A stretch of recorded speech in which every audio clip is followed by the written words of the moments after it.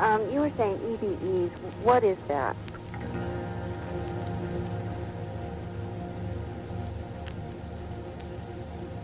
You were saying EBEs. What is that? As well. You were saying EBEs. What is that?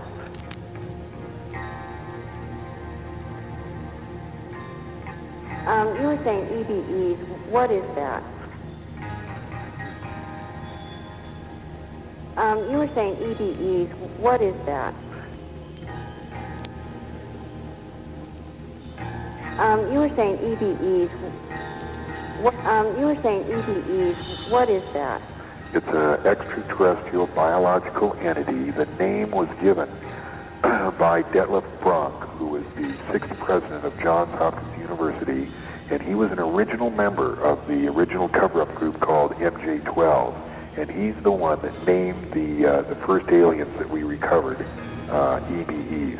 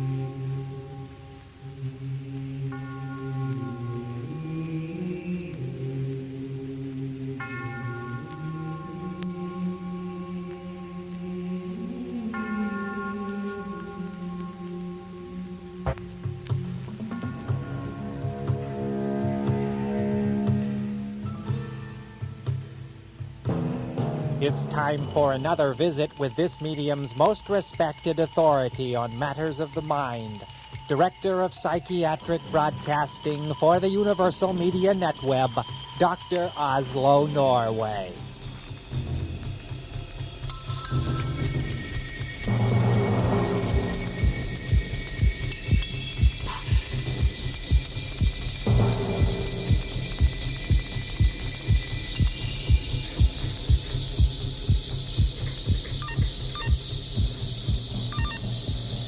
Good hello, Norway here, coming to you live from the edge of the Lucky Muck Swamp, which is just adjacent to the spongy landfill parking cube that sits immersed in the constant murk that drifts all about the lower stories of the net web, right over there. Most of the employees have apparently left for the night now. I can still see a tiny flickering spark of intelligent light way up there in Crosley Bendick's office. But except for that, and the radically pulsing mercury flares which illuminate the huge tapered titanium transmitting tower atop the netweb, the building appears to be a dark, hulking mass of geometric apprehension, with the usual skirt of murk seeping around it from the Lucky Muck Swamp, where I now stand, in hip boots, fully equipped with 2 telephoto Nikons, a Sony camcorder, a hum-activated Nakamichi, my infrared goggle hat, and plenty of batteries of every description. Why am I speaking in the hushed tones of an offstage announcer with a big surprise for some unwitting contestant? Well, that's actually not far off. I'm out here to seek out and record for science that elusive, if not illusionary phenomenon we've all heard so much about, swamp gas. Does it exist? What is it? And why are UFOs constantly being mistaken for it? Well, if it's out here, tonight is the night. It will be properly documented. Now this may take a while. This may take 5 hours, in fact. So while I slog through the acres of sucking slime which stretch out before me, underneath an ominous night sky, lit up by what appears to be an unusual shower of Well, they must be meteors.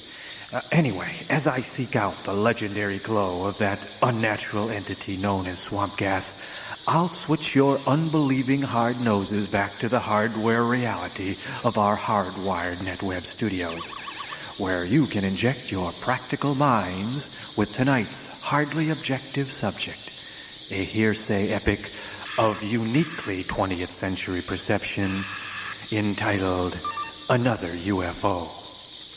Now, let's see. Which way should I start? Oh, what's that glow over there?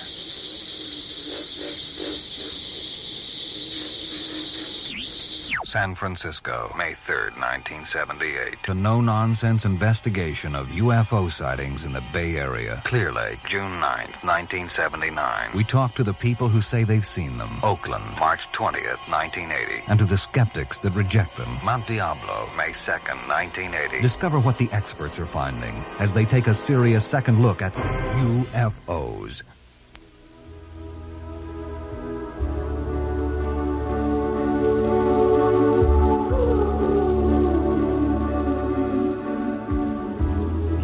A herd of dolphins on parade, like otters under the ice, like slippery giant rays at play. This station sure is nice.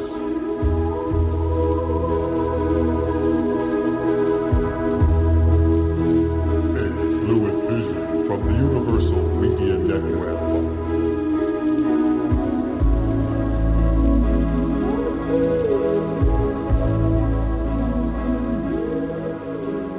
May 2nd, 1980. Discover what the experts are finding as they take a serious second look at UFOs.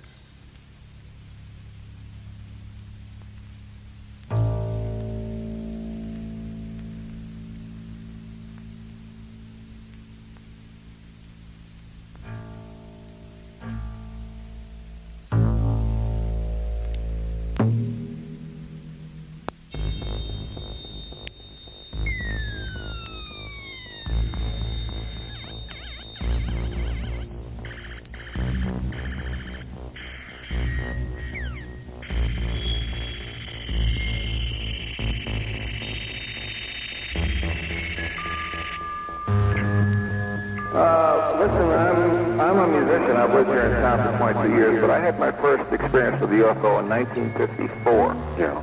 I'm 49 years old, and I've lived here for 22 years, and my experience in 1954 with the UFO was experienced by 6 other people. We were coming home from a junior high school prom in the dark of night in Allentown, Pennsylvania, and we saw a UFO that appeared over our heads from the west going east. That was, we estimated at the time, at least 1,000 yards in diameter. Yeah. No sound, no nothing, and when it took off, it disappeared in a matter of a second and a half.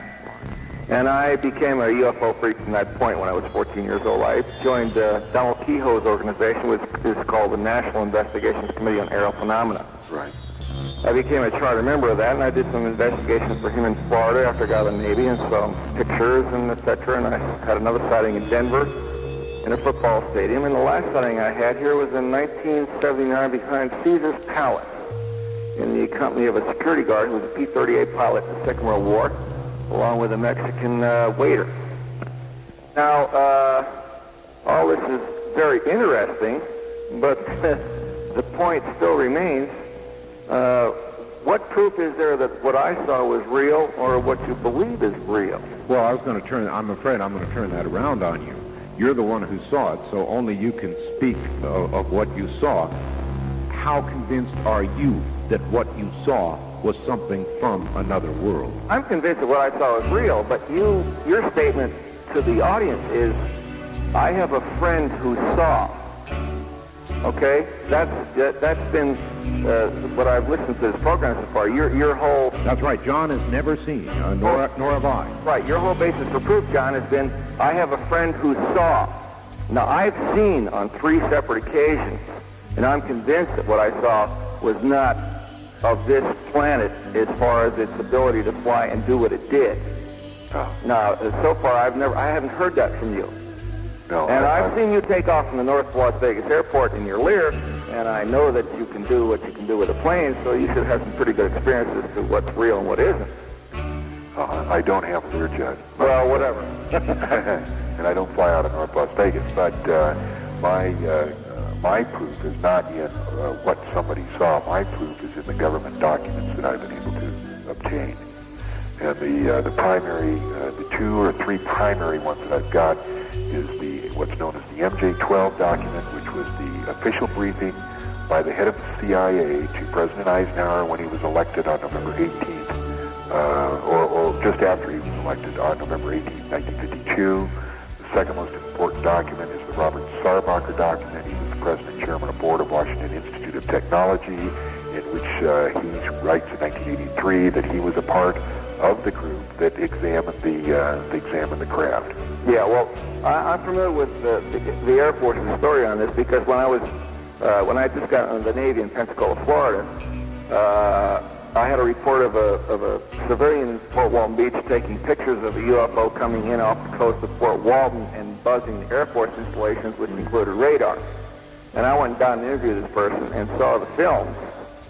And before I even got there, the Air Force had come to his house and attempted to confiscate those films without his permission, which he would not do.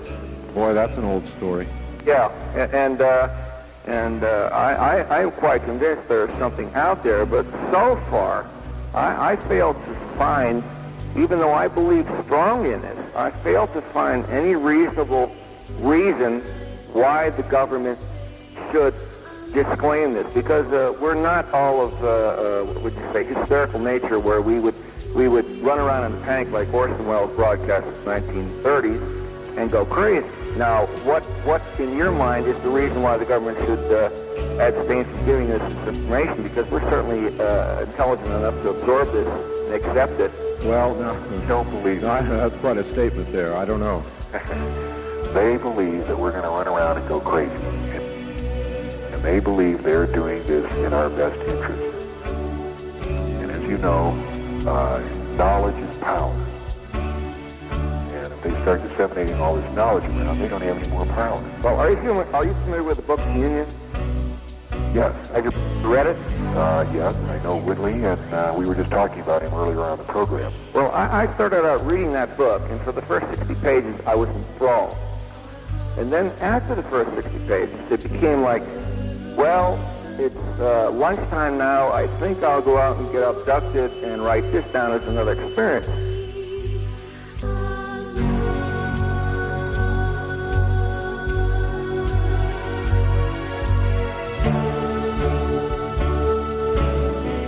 And from what turned out to be 1 or 2 experiences, turned out to be hundreds of experiences, which then I began to question as to this guy's sanity.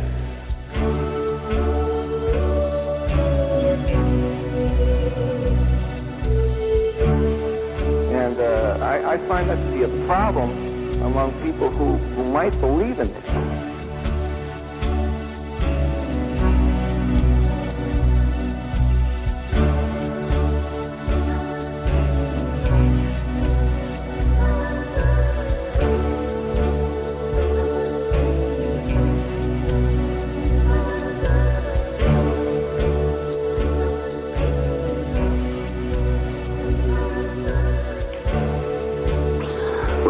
Interesting material. I want to have you have the opportunity to view this evening, and we hope you'll enjoy it. How did you like that little opening we had on Saturn and the moons of Saturn? That's what you were watching. Those are films from NASA and the space probe that brought back all that beautiful photography. We hope you enjoy that. We're going to show you some film of the UFO invasion of Gulf Breeze, Florida, that Mr. Ed has been taking still photos and video photos of for the past several months. They're very interesting, and we have some information over and above what shows on the films as to the possibility of where these spaceships come from and who the people are. If any of you are interested enough, you can get in touch with us about that information. You can see a close-up of it. It's round, typical flying saucer type of thing. What we did was to take some of these pictures. Typical flying saucer type of thing. What we did was to take some of these pictures and check the sky brightness background. And check the sky brightness background to see whether or not it was superimposed. See whether or not it was superimposed on the picture. Therefore, maybe suspecting a double exposure, or whether or not that was indeed a legitimate picture. And we found, at least as a preliminary result, that the chances are overwhelming that there was no double exposure here. That there was no double exposure here. And that, in fact, even if somebody tried to cut out a model of this and paste it up and photograph, in fact, even if somebody tried to cut out a model of this and paste it up. We investigated the border region, which is very clear, very distinct, and then photograph it. That's also highly unlikely because we investigated the border region, which is very clear, very distinct, as if it were a real picture. So it seems as though we're in pretty good shape here as far as suggesting that the pictures are real. What is that beam of light there? If it were a real picture. Going down from the... That's a blue beam, and so it seems as though we're in pretty good shape here as far as suggesting that the pictures are real. What is that beam of light there going down from the... That's a blue beam in which the witness claimed to have been lifted up by the beam by about 3 feet and then dropped again. And that was also prior to the occasion where he actually meet these alleged visitors. Okay, and the bottom ring is some kind of a booster rocket or some kind of a booster rocket or some kind of fuel. And that looks like a reflection. Yeah, that's a reflection off the road. And that was a very interesting picture because that enabled people to determine it was 13 feet across. And again, he had a possible encounter. That's an interesting one too because it shows a structure within the object. Looking from the almost straight up into it, almost straight up into it, from the almost straight up into it, from the almost straight up into it, from the almost straight up into it, from the almost straight up into it. Looking from the almost straight up into it. Right, and that may give some clues as to what the propulsion system might be. But again, these are all very speculative interpretations. The fact is that these pictures are very, very sensational. They were taken several nights over several months. How many photos altogether would you get? I'd say roughly 30, 35 pictures taken over a period of several months. By different people. Some of them by different people, most of them by this one man. Some of them by different people, most of them by this one man. And it's really a very exciting entree into UFO research. How long has this been going on? How long has this been going on in Gulf Breeze? It's been going on since November of 1980. It looks like a group shot. Yeah, the one on the bottom left is interesting because that's the one we looked at to see the sky brightness. Yeah, the one on the bottom left is interesting because that's the one we looked at to see the sky brightness as it changed. That was one way of testing for double exposure. Our fairly firm conclusion is that it was not a double exposure. And our fairly firm conclusion is that it was not a double exposure. You know, they all seem to look alike. Days apart, so this is the type of track they're using at this time. The interactions that they've had with the businesses, the things that have happened to people are very familiar to me. Right down to words that were said and some images that came and were put into the mind. Some images that came and were put into the mind of the man who was involved in this, and things that have happened to other people. The man who was involved in this, and things that have happened to other people in Gulf Breeze, the families, the other families, and so forth. It does really have the flavor of a genuine visitor experience on the ground, as well as apparently also in the sky. So what's interesting about this is that most people in the scientific community have poo-pooed the UFO business. I'm in the scientific community. And I think I'm tending to agree more with the late Alan Hynek, who is an astronomer colleague of mine, who said that UFO research is sending us kicking and screaming into the science of the 21st century. Now, what's the video tape now? Can you tell me who shot this? You describe here what's happening also.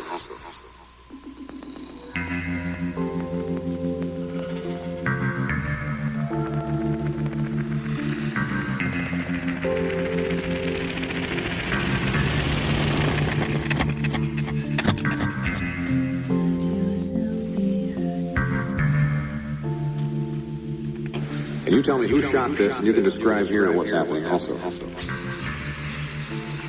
Home video, so it's not going to be very clear. Right. Now, again, this is the same gentleman that took the pictures, and he's behind a bush. Home video, so it's not going to be very clear. Right. Now, again, this is the same gentleman that took the pictures, and he's behind a bush, observing and tracking the object, and you can see it kind of peeking in and out of the bush. The motion is somewhat irregular, superimposed on the motion of the camera and of the bush. So it shows a somewhat irregular motion. And how do you know that this is real, or this wasn't something that was still? Well, it's real from the point of view that the object is similar to the ones that are still photographs. And if you blow it up, and I think a little later there'll be a zoom sequence, you'll see that it's very, very similar to the other one. And you can also see some other lights lower down. Those are just street lights. But the object itself, you can see there sort of in the lower center. And if you blow it up, and I think a little later there'll be a zoom sequence, you'll see that it's very, very similar to the other one. And you can also see some other lights lower down. Those are just street lights. But the object itself, you can see there sort of in the lower center. And so it's moving somewhat irregularly. It's spinning, yes. That's one of the unusual features of it. And so it's moving somewhat irregularly. It's like it's spinning. It's spinning, yes. That's one of the unusual features of it. What we're dealing with here is a phenomenon that's so far beyond our comprehension using normal scientific framework. We can only observe it and report on it and regard it with a great deal of awe. Okay, normal speed. Okay, normal speed. Yeah, and then this one, this is a very interesting sequence because you'll see it suddenly blink out. There it goes. Yeah, and this one, this is a very interesting sequence because you see it suddenly blink out. And there it goes. That's a very interesting sequence because it tells us that we're not dealing with an object like an airplane, ordinary motion. It just blinks. And it's gone. And that's a very interesting sequence because it tells us that we're not dealing with an object like an airplane, ordinary motion. It just blinks. And it's gone. Ordinary motion. It just blinks. It just blinks. Motion. It just blinks. It just blinks. Ordinary motion. It just blinks. It just blinks. It just blinks. Blink. It just blinks. It just blinks. It just blinks. It just blinks. It just blinks. It just blinks. It just blinks. It just blinks. It just blinks. It's gone. It's gone. It's gone. It's gone.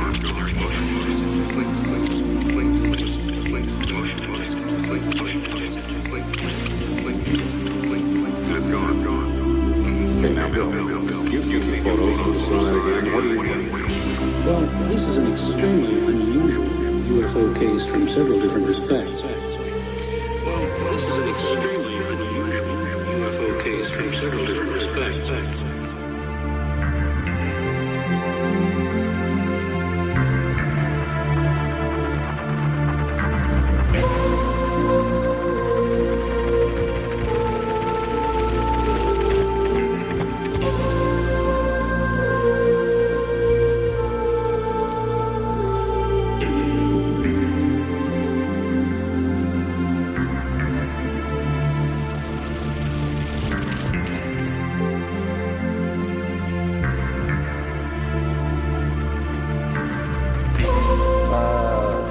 They go from a belief in one sighting or a conviction, and all of a sudden it's like, let's write a book.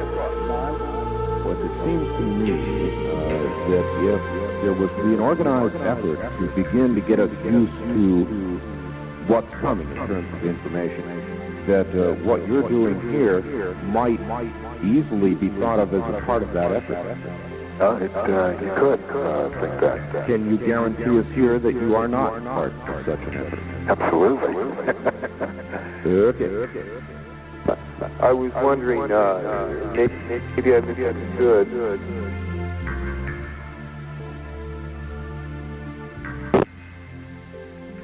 Yeah, like my friend said, to call this number at midnight on Thursdays and they'll put me on the radio. Will you guys do that now? Because I'd like to say hi to my friends and stuff. Hello? Yeah, he said to call this number and it might ring a while and they might not even talk to you.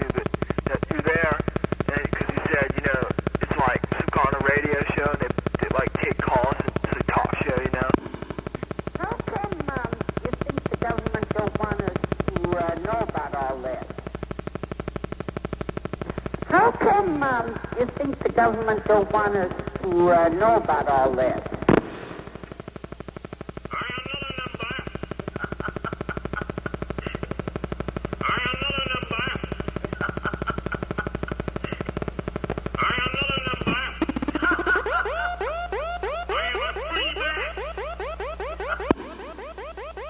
But did you say that that there were two races of aliens, and that we are allied or negotiating with the more likable aliens?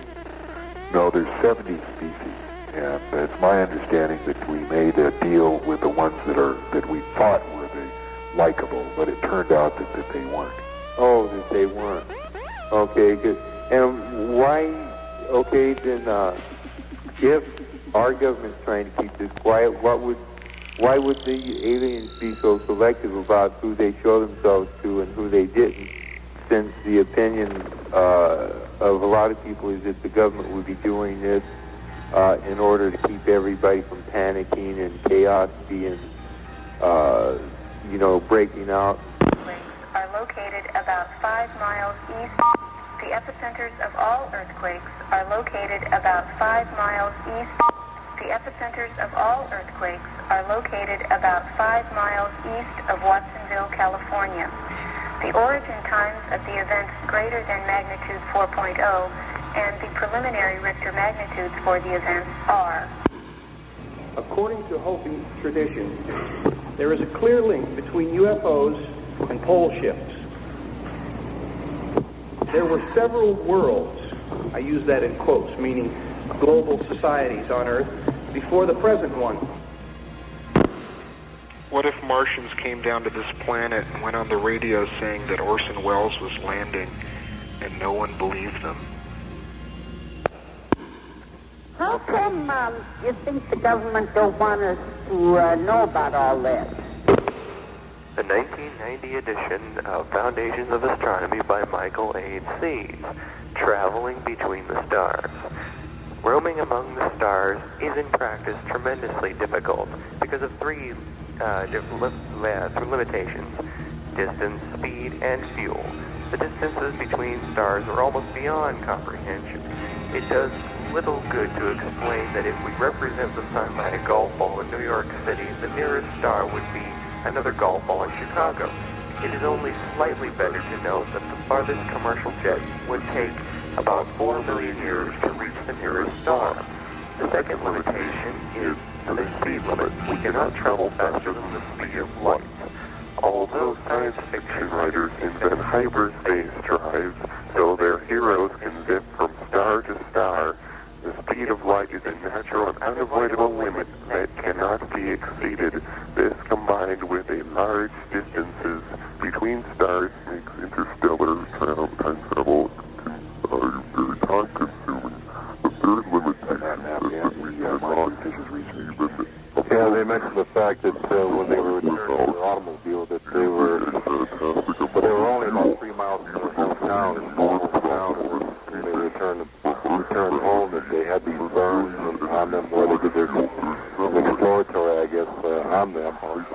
And the fact that they also stated to her that there were 5 different planets being Earth at that time, and that all but one of them were friendly, that we would have to be careful about one of the planets or the aliens that were visiting the Earth, because they were non-friendly.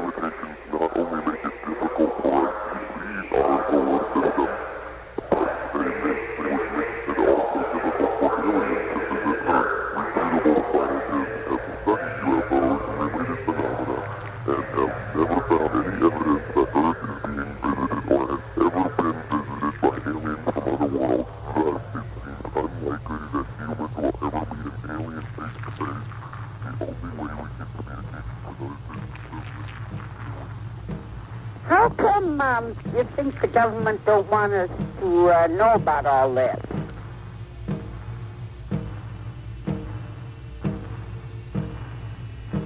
How come you think the government don't want us to know about all this? No. I think that was basically the story. story. That's always stuck in my mind all these years. If there were some kind of aliens, why wouldn't they make themselves more known? I think they are. Thank you very much. And 4,000 sightings in Whitfield, Virginia between October and November. We've recently had 1,000 sightings in Texarkana. I think they are making themselves known. It's just a slow process. Now, why they're making themselves known, I don't know. I want to ask you something on the vortex. For the average American, what would you recommend that they do? Do you believe that maybe the Bermuda Triangle is in that vortex? All right, thank you. There's not much you can do now except to wait for the government to come out and tell us what they found out. Yes, there's a vortex there, and I used to be the premier skeptic of Bermuda Triangle. I spent a lot of time convincing my wife that there was nothing to it. She was never convinced that there was nothing to it, and then the last year finding out what I knew about it, talking to pilots, airline pilots who have had problems with the Bermuda Triangle, and not there's something there. Well, I myself too. It seems to me it's something that they can control. They can turn on and off. There's been numerous ships, planes disappear within that triangle, and then other times ships and planes have gone through the triangle and nothing happens to it.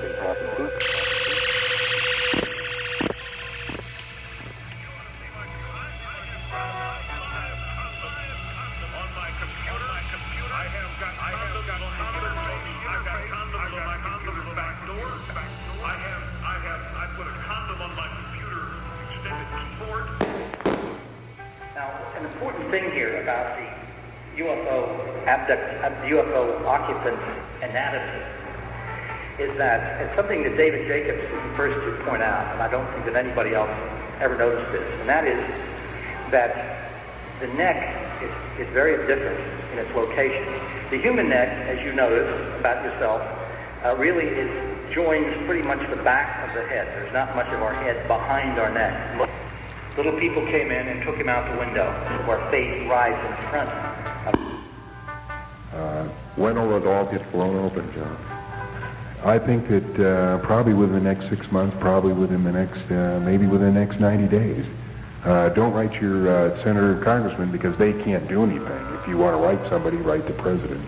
Okay. Do of all the different extraterrestrials, are they benign toward one another, or do they have enemies? Okay, thank you. Without implants, or you mentioned telepathy. Yeah, that's what I just said. There's no reason why they can't talk to you without the implants. Okay, extraterrestrials tell me there is a craft in Alaska sitting up there near that air base. Yes, I wouldn't doubt at all. They're hidden all over. They also told me the Anchorage encounter with that Japanese aircraft was a man-made copy of an extraterrestrial craft. It's something that large made of space-age plastic fly, since you're an expert. Okay, that's all we have time for, sir. Yeah, it could fly, but that was definitely not ours. I know which ones we have, and that's not one of them. Okay, well, One of the callers called in and mentioned that she had heard something about a hollow earth or a hole in the North Pole. And I found a book on this, and of course I'm just laughing at it. But then when I went to look at it tonight, I thought I would ask you about it. It's by Dr. Raymond Bernard, and he says Admiral Byrd found this strange entrance into the North Pole, and that in there are all kinds of flying saucers and aliens. I won't go into all the details. well, when I first heard that, as a very close friend of mine here in Las Vegas, I said, oh, come on, give me a break. You know, and in the stuff that I found out in the last 4 or 5 months, I'm going to give them a break. We control the data banks, we control the frequency, we control the programming. We're controlling chopping lights, we control the internet, we control the GOC. We control the TV sky, we control the FBI, we control the police.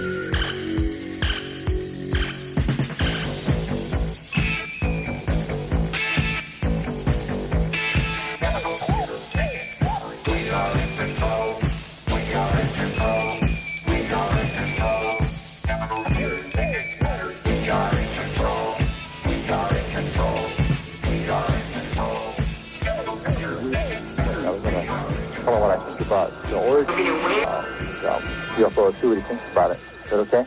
Yeah. I heard what you're saying about you thinking they might be from Satan or demonic or something to that effect. I kind of agree with that line of thinking that I believe that they're personally manifestations from Satan, or you might call fallen angels or demons, whatever. You know, I mean, all throughout the Bible there's instances where Satan can manifest and materialize in different forms and, you know, turn things into different things and change shapes and all this kind of stuff. So it's nothing new, but I believe all of it, the purpose of it is to deceive people and to take people off the true meaning why we're here. You know. It is the position of the management that Mr. de Longpre is brain damaged. People.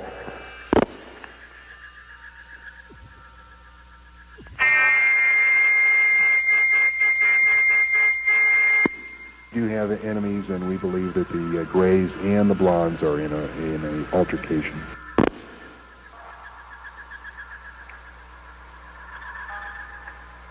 Because, like you say, nothing is impossible.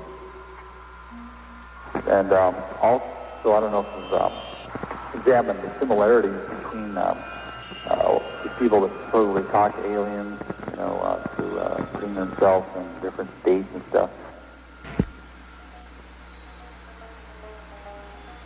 Take the president standing next to a flying saucer with the Secretary of the Air Force, Secretary of Defense, holding hands with an alien saying, this exists. I mean, nothing short of that is going to work. You can show them pictures all day long, but they have been programmed, totally brainwashed to believe that this does not exist. So how the similarities between that and occult practices are so much similar. But when I first heard it, I didn't believe it. The same messages they... But now I'm not going to say that it is true, but it's going to take a lot. But I'm going to at least entertain the possibility that it could be true. Get from these entities also. To tell them, and I'm not sure that the government wants to go through that. Well, again, I call up these, you say now 4 times that President Reagan has mentioned an invasion or an alien invasion or something coming from space. It's very unusual. The latest time, just a few days ago, you think he might be setting us up? That's a poor term. Setting us up to prepare to receive knowledge. Well, he's always made this cryptic comment that he's saving the best for the last, and nobody picks up on it, but he's said that 4 or 5 times, and, you know, we don't know when the last is or what the best is, but certainly it would be an appropriate time, an outgoing president, to, so to speak, drop this bomb on us. Saving the best for last. How come we don't dissect the spaceship that's in ice? How come we didn't what? No, dissect the spaceship that's on ice that we supposedly have to our own technology, for our own spacecraft. Well, I believe the spacecraft, for example, from the Roswell incident, was already pretty well dissected when it hit the ground, wasn't it, John? Yeah, but we have tried to take them apart.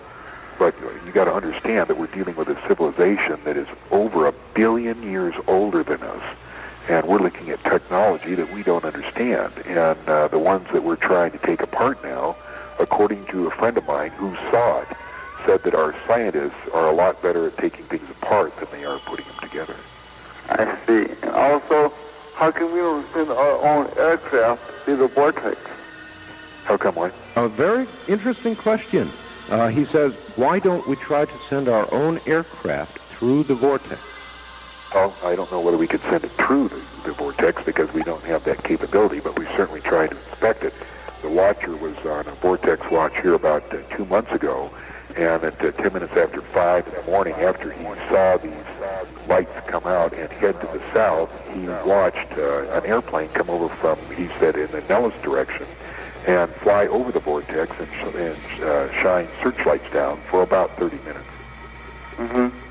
Also, I'd like to hear about the that live alien that we have. Well, how come he can't give us technology to help us dissect the aircraft and such like that, to make our own technology a lot better? Because I feel if we had maybe more technology and wisdom, maybe we could save ourselves if we understood what was going on. Mm-hmm. Right, except for the fact that it's my understanding that the technology that we wanted was weapon technology, and I'm not sure they were supposed to give us that kind of technology. Or that I can understand. I mean, how about healing technology, like, you know, for doctors and that kind of stuff? Healing, let's say, like blindness or whatever. Why can't they give us technology for that kind of stuff? Well, I don't know that they haven't. It certainly would be a good point. Yep. There's discussions that there was some classified stuff in a building and whatnot. Couldn't really elaborate on what it was and what the deal was. Could it be that, that it was possibly Russian, a submarine or something that the U.S. has confiscated and wanted to keep it classified? And also, I don't know, I just don't believe this stuff now. A guy brought up something about meditation. Now, possibly, somebody can send some kind of frequency through the air when you meditate or something. Maybe there's some connection or this thing you're talking about, implant in a brain or something. I tell you, it really worries me. I mean, I'm threatened by people like this. I was watching Geraldo, and there was a mayor, Larry Salier, and Tom Weber of the UFO Site Center. That's right. He already planning on to build, 2 square miles of landing lights in Elwood, Wisconsin. Yep. Yeah. I mean, there's like 50 million people.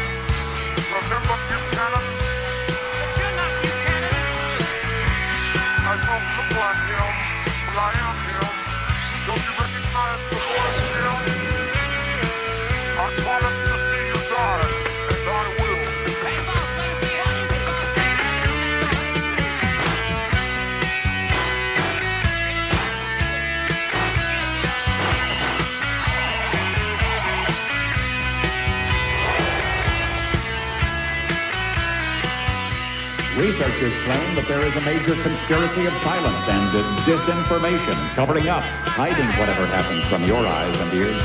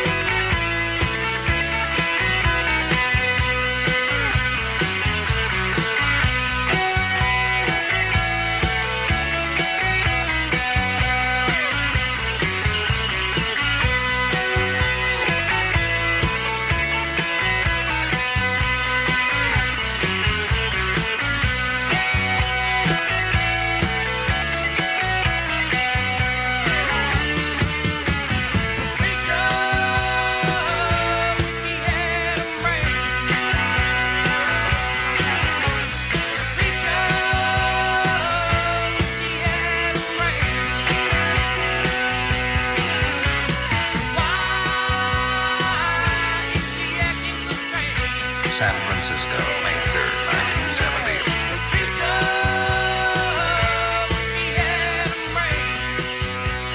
The no-nonsense investigation of UFO sightings in the Bay Area. Clear Lake, June 9th, 1979.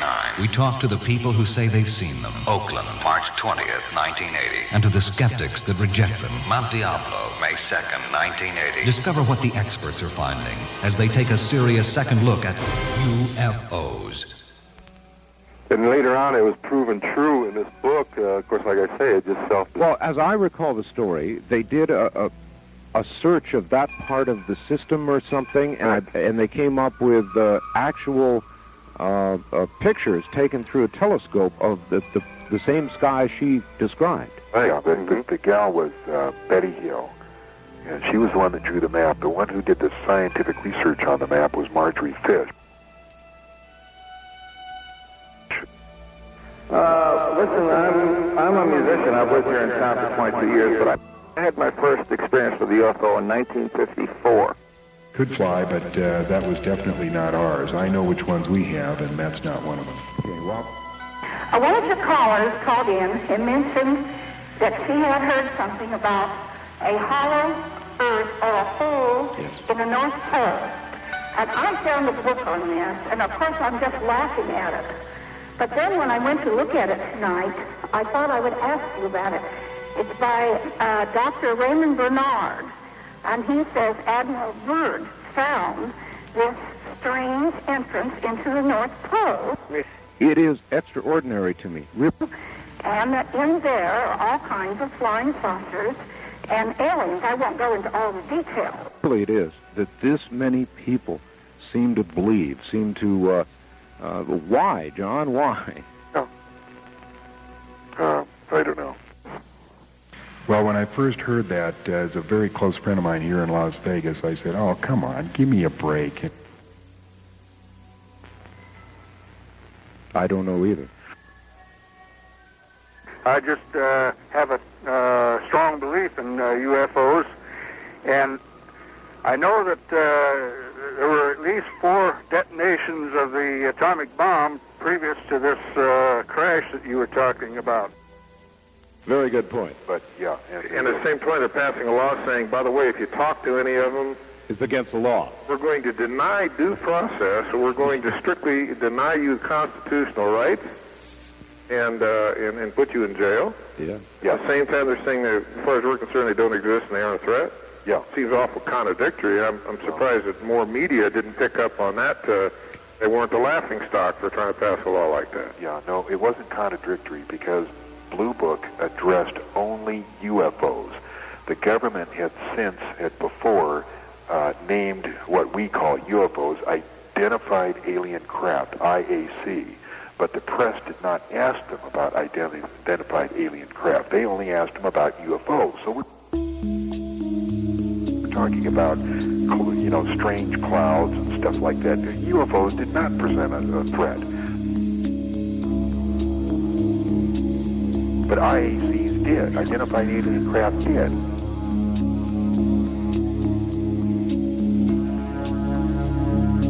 But the press didn't ask them about identified alien craft.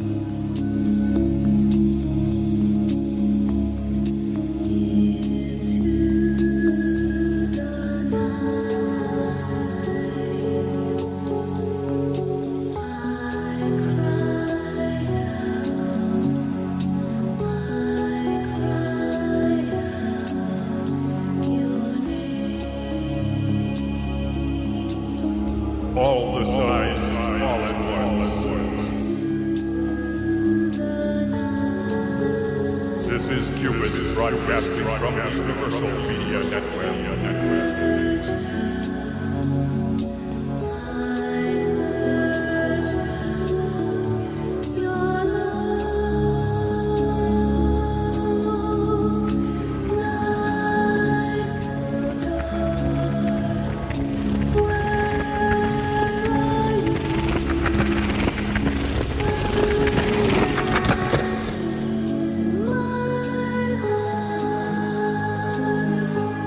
Or whether or not that was indeed a legitimate picture.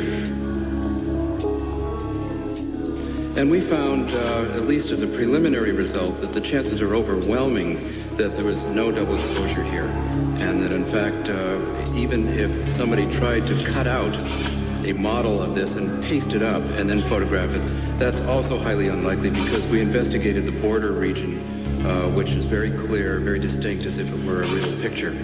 So it seems as though we're in pretty good shape here as far as suggesting that the pictures are real. What is that beam of light there going down from the... That's a blue beam in which the witness claimed to have been lifted up by the beam by about 3 feet and then dropped again. And that was also prior to the occasion where he actually meet these alleged visitors. Okay.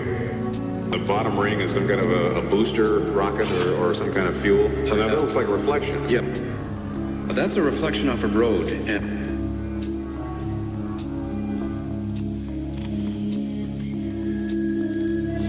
first of all, it's highly unusual to have photographs of more than one individual. And it's extremely unusual to have what seems to appear as almost being a staged participation. And that was a very interesting picture because that enabled people to determine it was 13 feet across.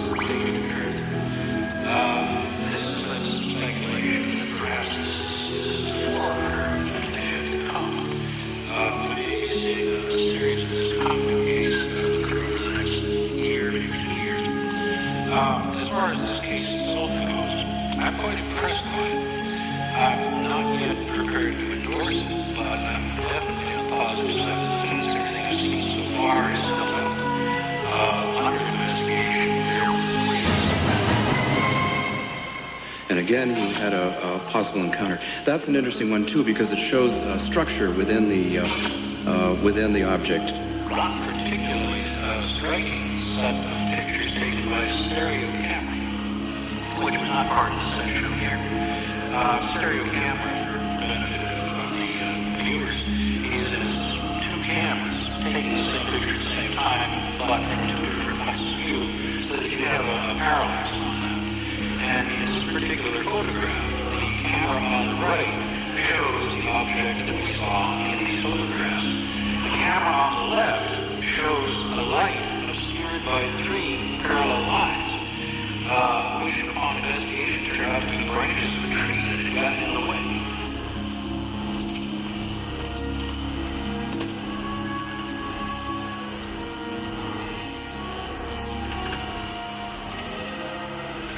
Looking from almost straight up into it? Right, and that may give some clues as to what the propulsion system might be. But again, these are all very speculative interpretations. The fact is that these pictures are very, very sensational. They were taken several nights over a period of several months. And how many photos altogether would you guess? I'd say roughly 30, 35 pictures taken over a period of several months. Of the one parallax side and not the other, I am intrigued by this government cover-up.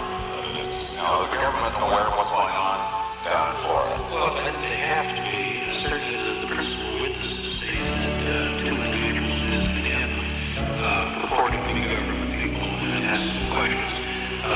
Certainly there's been enough publicity of the case that if they're not aware, they ought to be.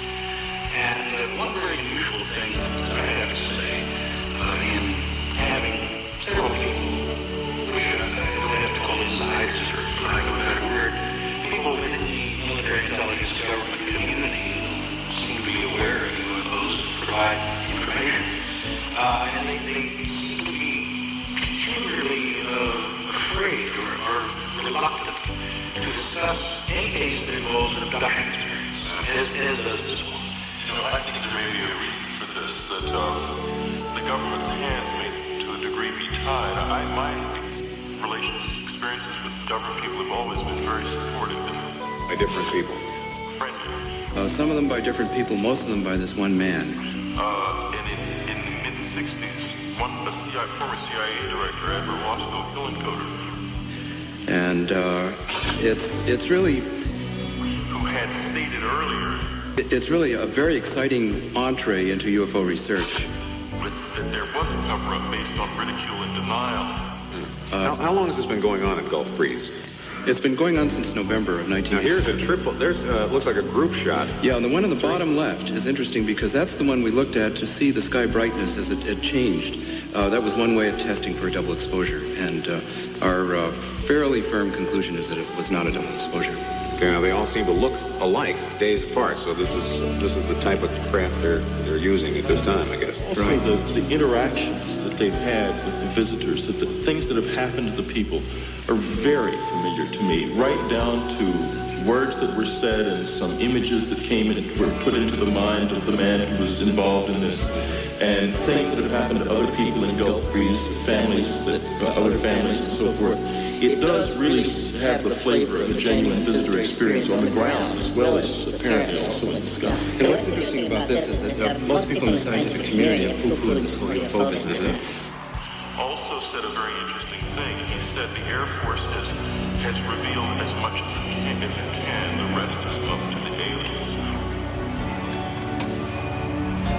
They are definitely not like a swamp gas glow or something like that. They are definitely not like a swamp gas glow or something like that. Definitely not like a swamp gas glow or something like that. May 2nd, 1980. Discover what the experts are finding as they take a serious second look at UFOs. Definitely not like a swamp gas glow or something like that. I'm in the scientific community, and I think I'm tending to agree more with the late Alan Hynek, who is an astronomer colleague of mine, who said, And I think this is the rest. that There is something I want you to talk about, and that is one of the most important cases you've ever worked on. UFO research is sending us kicking and screaming into the science of the 21st century. Good. Now let's look at a piece of videotape. Codename Majestic 12. Now, and you tell me who shot this, and you can describe here what's happening. So.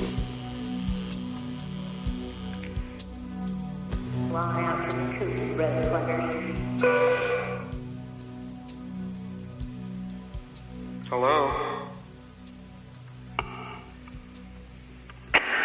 Leonard Nimoy in search of. He's a wonderful actor, very nice guy, and since he's had ear surgery, he feels so much better at heart.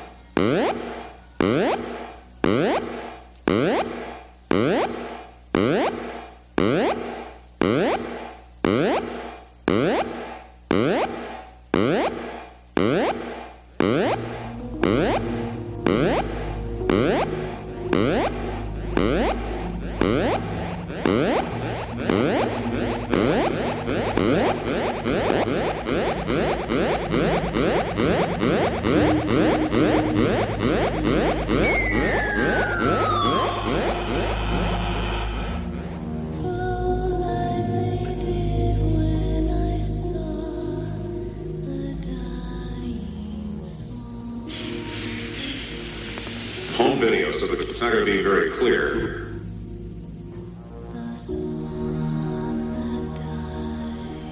And move laterally or up and down or back and forth, just depending on 2 or 3 more lights. And move laterally or up and down or back and forth, just move laterally or up and down or back and forth, just separate into 2 or 3 more lights. And laterally or up and down or back and forth, just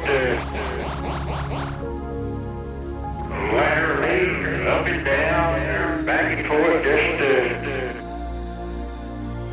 2 or 3 more lights. And move laterally or up and down or back and forth, just well, of course that's debatable. Well, we like the idea that we got something a little unique here. Right. Now, again, this is the same gentleman that took the pictures, and he's behind a bush.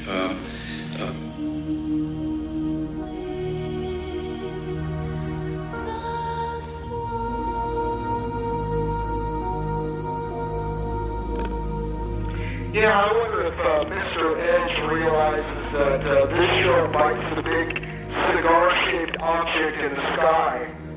With this station, the Sunday Star Standard, non-standard. Stand by to cut the main breaker. Here it comes. Tell me when it's at half. Minus 31 degrees. Polarity. Polarity. Reverse.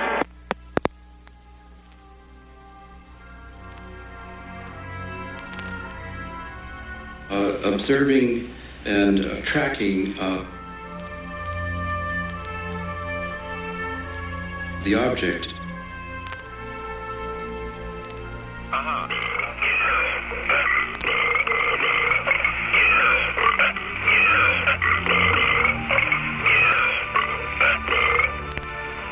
No, wait a minute. Sounds like swamp gas to me.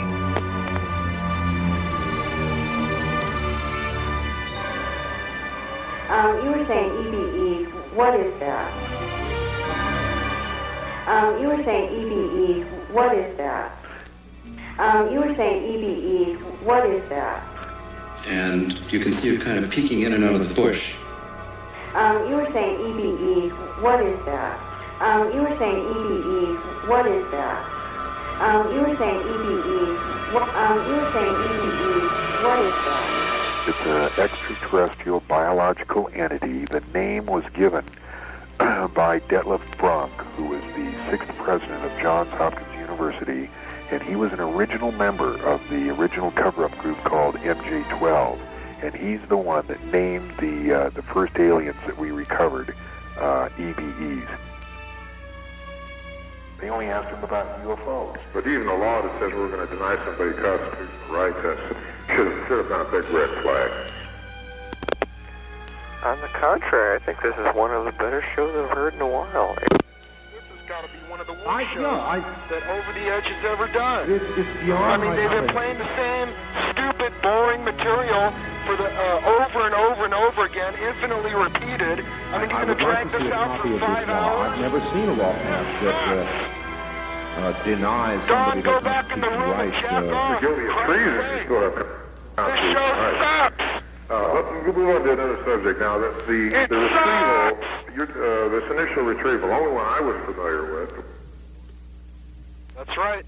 Was the one. Very rarely do I actually fear leaving the show because somehow the subject matter seems to strike and startle me for a second. I have some music here that might be appropriate.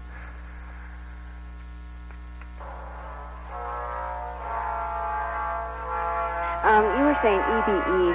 What is that?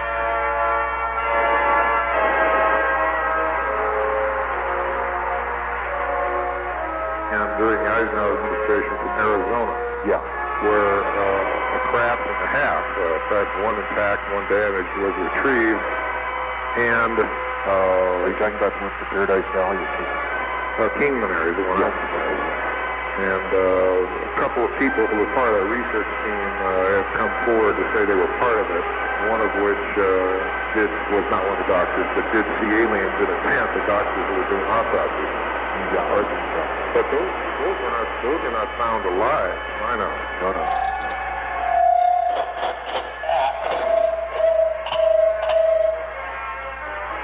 This is Hawaii, still out in the Lucky Muck Swamp. You're listening to Albany and bringing you tonight another UFO, because the first one got lost. Coming to you over KPFA and KPFB in Berkeley, KCF in Fresno. Copyrighted.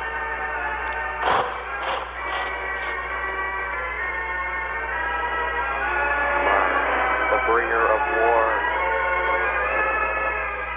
There was only 3 found alive. EBE-1, EBE-2, and EBE-3, and EBE-3 is the only one that's still alive. As a matter of fact, just let me tell you an interesting thing. When I was on my research tour in New Mexico, I was shown 25 secret CIA documents, and if anything could be humorous in all of this, one of the documents stated it was from one gentleman to another, and in the body of the text it said, by the way, EBE-3 wants to see the ocean. You better make the arrangements or he'll disappear again. And let me explain what he meant. The EBEs are kept in an electromagnetic holding facility. It's called YY-2 facility. It was designed and constructed by Dr. Eric Wang, who passed away in 1963. He worked directly for Dr. Kissinger. The facility, these people have evolved in the billion years that they're older than us. They can actually move by thought and they can disappear. But they can't move by thought outside of this electromagnetic facility. So we're holding an intelligence that's a billion years more involved than us against their will? In a field, it amounts to a field. I think that's a defector, and I don't think it's being held against its will. I mean, that would be incredible. that we could even consider taking something as advanced as that and trying to hold it against its will. Boy, every time I think I know it all, John dumps all this new information on me. It's incredible. I don't think it's being held against its will. These documents you've seen, the ones I've seen obtained through the Freedom of Information Act... You will get nothing out of Freedom of Information. Okay. Well, they do prove an ongoing investigation by the CIA, and that the CIA does, in fact, acknowledge UFOs as real and takes them very seriously, even after, the government's official position that, we're not interested. Oh. But that's the only thing I've seen. You've seen documents, the originals, then, that have not been strucken out and taken off, the meat's been taken out of them. Absolutely. I see. I would be very, very interested in seeing some of those myself. Are these ones that you have in your possession, or... My possession, right to the station, right to Art. Okay. Give us your thing, and I'll send you a copy. And if you need any help or assistance with anything, I have some free time. Now, I'm just wondering if possibly these UFO people are interest in the United States could possibly be to save us from our own destruction. And the only reason I'm calling, the boy let me get through to you have anything on that? My phone off when I try to get on the air. As a matter of fact, don't do that. fellow who saw No, the boy, claiming my to be boy. one of these entities said just about exactly that. I wasn't able to hear a lot of it. But how far along do you think the United States is with the intelligence of voice implants, voice prints? I'm sorry. I think they're substantially. They've been there a long time. Well, I mean, maybe this could go hand in hand with this federal law you're talking about, where they could detect the people that are talking about such things and are... Yes, that's so incredible. John, did you write down that federal law again? Yes, I just found it here, and I'll read to you from Clear Intent. It was a book published a few years ago. It was written by Larry Fawcett and Mary Greenwood. It's called The Government Cover-Up of the UFO Experience. And it reads here, a curious set of regulation exists within NASA, listed in the Code of Federal Regulations of 1969, 14 CFR, which stands for Code of Federal Regulations, 1211, as they are known, provide for the detention, examination, and decontamination of persons or things that have come in direct or indirect contact with a person, animal, or other form of life matter that has touched directly or come within the atmospheric envelope of any other celestial body. Okay, well, that's a NASA regulation, you say. Well, if the Code of Federal exists within NASA, yeah, but if the Code of Federal Regulation applies to us. I see. Originally designed for our expeditions to the moon and, in fact, instituted only a few days before the first lunar landing, the regulations can be applied to space voyages by vehicles not originating from Earth, according to NASA's General Counsel, Neil Rosenbaum. Theoretically, anybody who sees or approaches a UFO and, if lucky enough, is able to touch the object may be liable for a $5,000 fine and or a year in prison if he or she does not submit to detention. Wow. Does that answer your question, caller? The people, our brothers in space. This conversation, then, brothers, you say. Interesting choice of words. Right.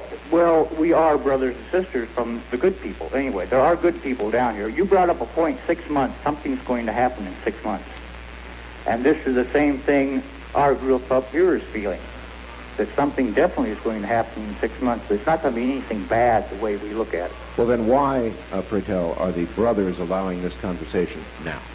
Because they want the people of the world, to actually know there are good out there. It's not just the EBEs.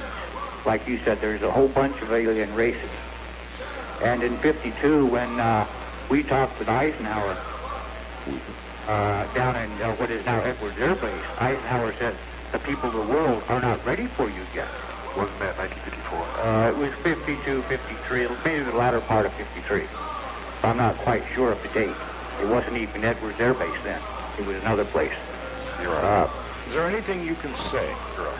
Is there anything you can say to prove that you are who you are trying to get us to believe you are? Well, that's the same old ball game, yeah. Unless the people of the world, unless it's like everybody's from the state of Missouri. You have to show me, There is no way. I could name a lot of things. Like I say, I'd like to write you a letter. I wrote one to Art, and... what are your intentions? Huh? What are your intentions? Our intentions? To help mankind survive. But see, we have a problem because mankind as a whole is going down the same route they went down 100,000 years ago. We've been on this planet a long time. Man has been on the planet a long time. And it's a power play, strictly a power play. The governments know, all the governments in the world know about it. But it's like you said, the EBEs were supposed to make a deal with the government for weapons, and nobody wants to give any power on this world weapons which they could be used against them. It makes sense because out in the cosmos we like to believe in peace. you know. And this is what we're trying to get across to the people of the world. It's not just the United States. It's mankind, humankind as a whole has to be saved on this planet. How many of you are here?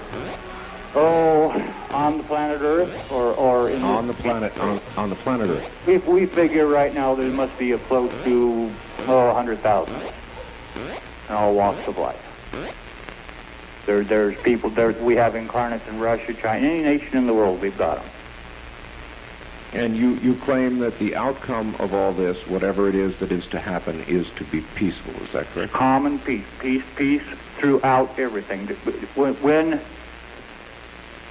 When everything comes around, and when, like they say, the new age starts, there will be no hate and discontent or poverty or anything like this. This is what we're working. Are you yourself the entity that is you? Are you the alien, or are you inhabiting a body? The entity, I am, the entity within myself, in the body I am. I am an entity who came into a body many years ago. And assumed an identity? Right. We incarnated with a body. When a body died, we incarnated and brought it back to life. Well, I don't know what else to say to you, John. Got that one, Art. Okay. Thank you for the call. We will take under advisement. Okay, thank you. Be it sight, sound, smell, touch, the something inside that breathes so much. The sight of the touch and the scent of the sound, the strength of an oak with its roots deep in the ground. The wonder of flowers to be covered and then to burst up through tarmac to the sun again. On the pride of the sun, God, putting a wing behind the meadow and hear the grass sing down all these things and the memories all and he gives up.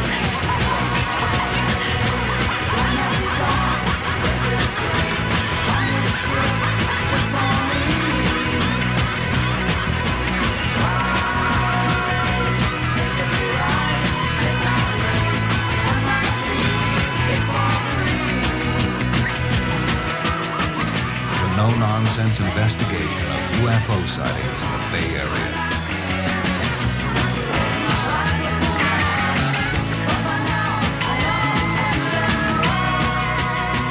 Well, of course that's debatable.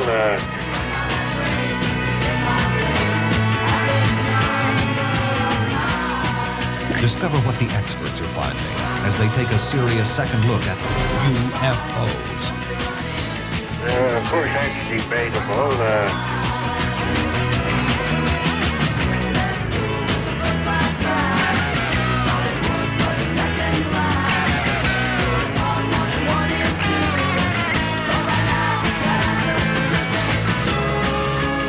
You were saying EBE.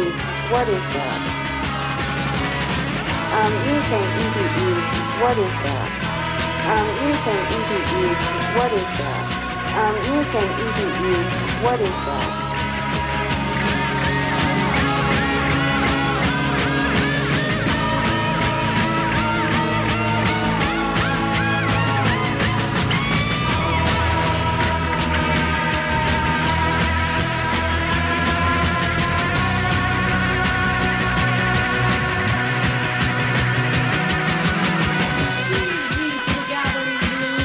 Watch lights fade from every room.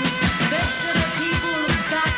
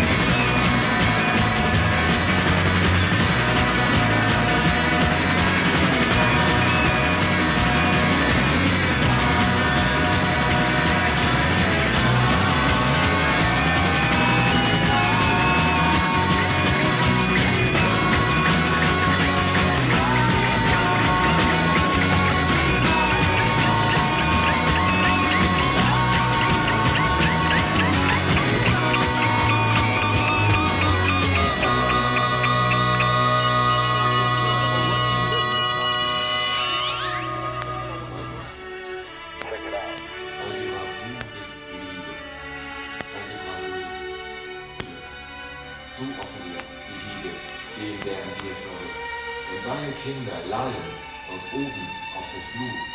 Mach nicht zu viel Schneeballen und lege dich zur Ruhe. Drittens. Algebra, du bist Musik. Algebra, du bist Gott. Und geht es heute lose, so mach mich nicht zum Spott. Wenn alle Hunde rennen. Yeah. How about the theory that these UFOs, the vehicles are not detectable by radar? And don't you suppose that if that were the case, that the implants into the human being's body would also be undetectable by X-ray? That's possible. They are not detectable by radar. In most cases, they have a cloaking device. The implant that we were talking about earlier can definitely be seen. Whitley Strieber is in L.A. now with the X-rays that were taken a short time ago that specifically show these little 3-millimeter spherical objects that I'm talking about that are that they place in the brain. There is no question about it. They are there. And you're asking us to believe that the thousands of people since the late 1940s, hundreds of thousands of people, out of all of that, there's not one concrete shred of evidence.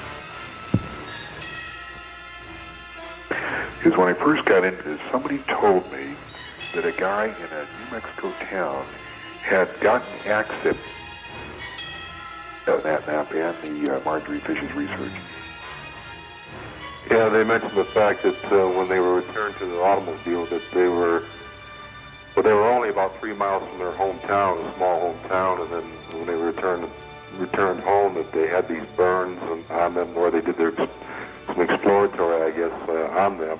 Because when I first got into this, somebody told me that a guy in a New Mexico town had gotten access to the exact code to request from NASA films of UFOs.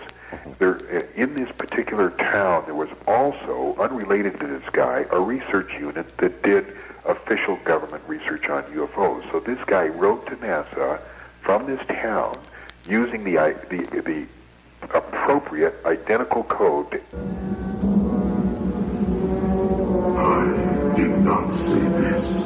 Ask for this film strip. I am not here. And they sent it to him accidentally. They believed that he was with this research unit.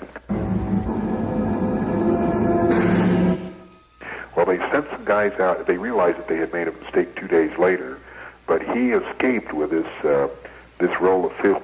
With this roll of film. You are transparent. And I'd heard this story. I see many things. About a year ago, and this film showed up the other day. A guy brought it into my house. I see. You are transparent. And I took it down to Channel 3. I see many things. And they're going to use some of it. I see plans within plans. Now, it's not as good as I thought, but the answer is within the problem. There are some very, very interesting clips of UFOs in it. Now remember, sir, I'm not asking you to believe anything. No, I'm really happy that you keep saying believe, because there's no way that there could be a conviction. There won't be anything from the Gulf Breeze inside. I don't think so. I think that's all copyright. Okay. Well, I find it's absolutely astounding that that stuff like this goes on, and you know, the general public is just kept in the dark about it, you know.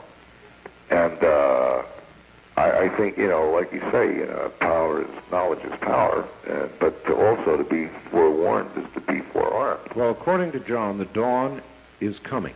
That is to say that soon now the information is going to break upon the world. Right, John? Yes, that's correct. How long of a time do you think it'll be? That I don't think it'll be any longer than 6 months. Are you serious? I'm deadly serious. Well, yeah, deadly serious. Wow. Well, I like to comment that when you had Roy Masters on, and you know, you said run like hell if you see something like that. Yeah. Yes, that's right. And Roy Masters agreed with you because he said that... That's right. Thank you. Thank you. Yes, John, I relayed that to a fellow named Roy Masters. Mark. He said he's absolutely right. Oh. And who is this guy? 5, 4, Looking at the same 3, sky, 2, 1. and one of them sees something and the other one not.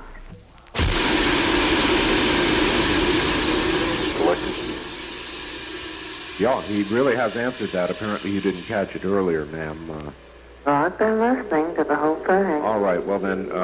You choose to see it, or you choose not to see it?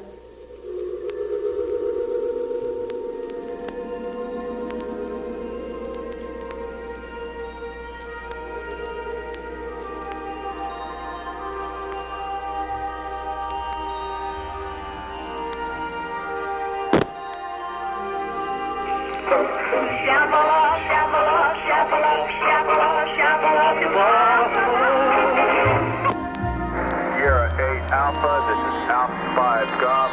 Roger, request you to stand by, over. Alpha 5 Golf, this is Sierra 8 Alpha, Roger, standing by, out. Polarity. Polarity. Geraldo, and there was a mayor, Larry Salier, and Tom Weber of the UFO Site Center. That's right. He already planning on to build, 2 square miles of landing lights in Elwood, Wisconsin. Yep. Yeah. I mean, there's like 50 million people.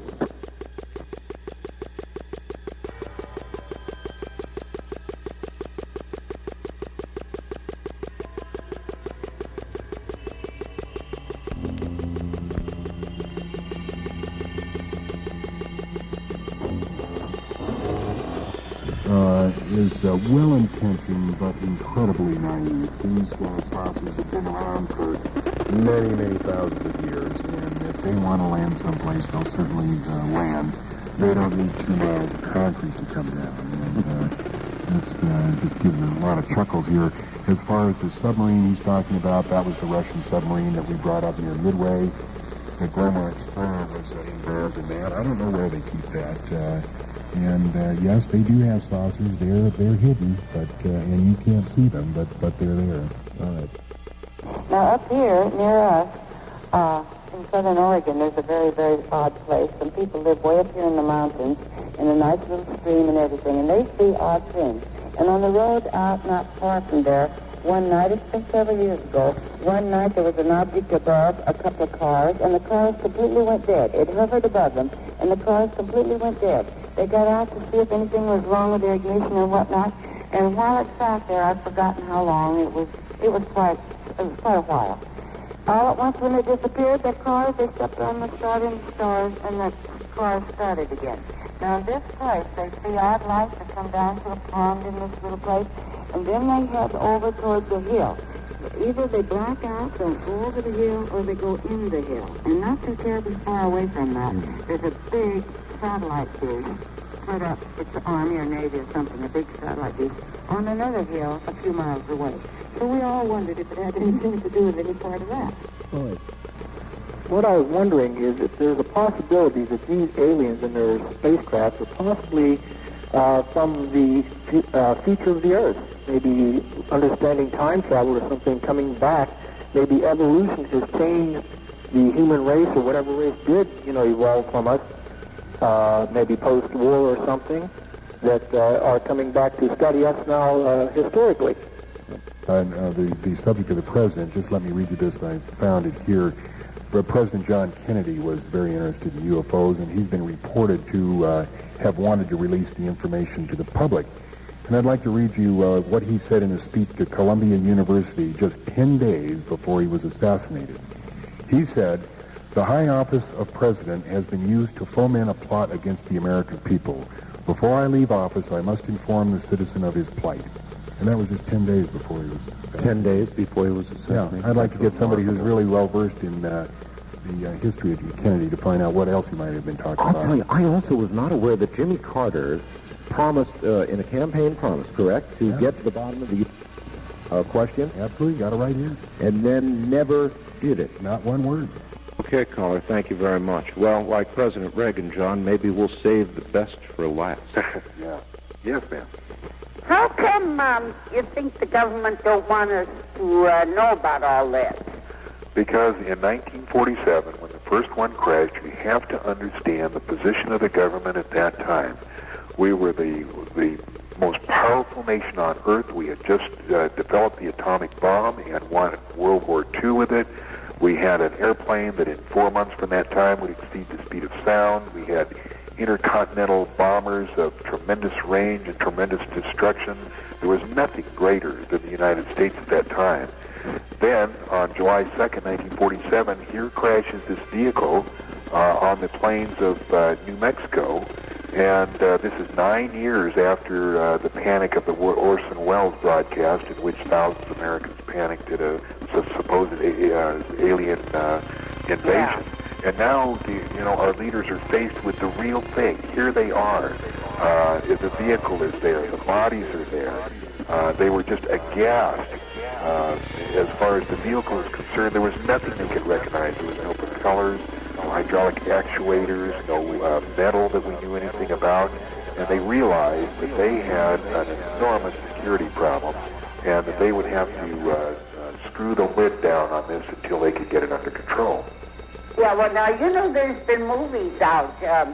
I saw a movie in the 50s, I guess, on this, where they took this man, woman, and a child.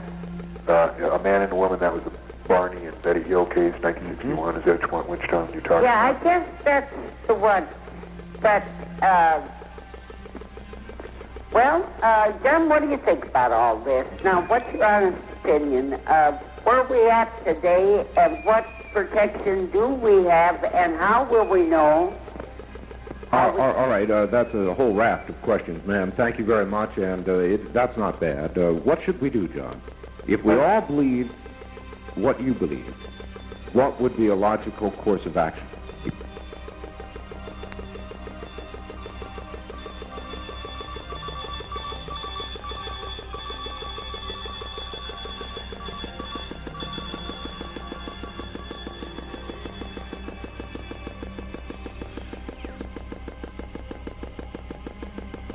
If we all believe what you believe, what would be a logical course of action? Well, you could do what I'm doing, and that's spending a lot more time with my family and paying more attention to the things that are important to me and giving a lot more love than I have in the past and just running my life as, that almost has a dark sound to it, though. Am I misinterpreting that? Oh, we're only talking about what I believe. We're not talking about what is, I understand that. We're talking about what you believe. And your answer, when I say, should we be concerned, what should we be doing, your answer is, in essence, as I interpret it, look, nothing, just enjoy what life you have left. Actually, that's it. Yeah, I was afraid that's what I was hearing. I don't even want to probe beyond that. Listen, I'm a musician. I've lived here in town for 22 years, but I had my first experience with the UFO in 1954. Yeah. I'm 49 years old. And I've lived here for 22 years, and my experience in 1954 with the UFO was experienced by 6 other people. We were coming home from a junior high school prom in the dark of night in Allentown, Pennsylvania, and we saw a UFO that appeared over our heads from the west going east. That was, we estimated at the time, at least 1,000 yards in diameter. Yeah. No sound, no nothing, and when it took off, it disappeared in a matter of a second and a half. And I became a UFO freak from that point when I was 14 years old. I joined Donald Kehoe's organization, which is called the National Investigations Committee on Aerial Phenomena. Right. I became a charter member of that, and I did some investigations for him in Florida after I got out of the Navy, and saw pictures and et cetera, and I had another sighting in Denver in a football stadium, and the last sighting I had here was in 1979 behind Caesar's Palace in the company of a security guard with a P-38 pilot in the Second World War. Didn't even say why he didn't. Can I speak openly here? Yes. Lear? Yeah. I don't believe we're being invaded. Telepathically, I have been told that our space brothers and sisters Light and Fair. I'm talking about that bunch. I don't know about the dark bunch. But these space brothers and sisters are here to help us. Our planet is in such a state of pollution, the water, the land, the airwaves, and so many of these beings of love and light live near or in the mountains, water, and woods. Have you ever, can you identify with this? Yeah, I've heard about that. Yeah. The ones that do have intake are vegetarians, and they are beautiful. They're beings of light. Now, this is my interpretation. I am a professional, licensed parapsychologist, psychic.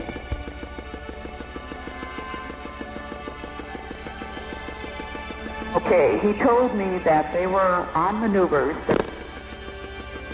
Sidle on out to the coop, Brother Clungers.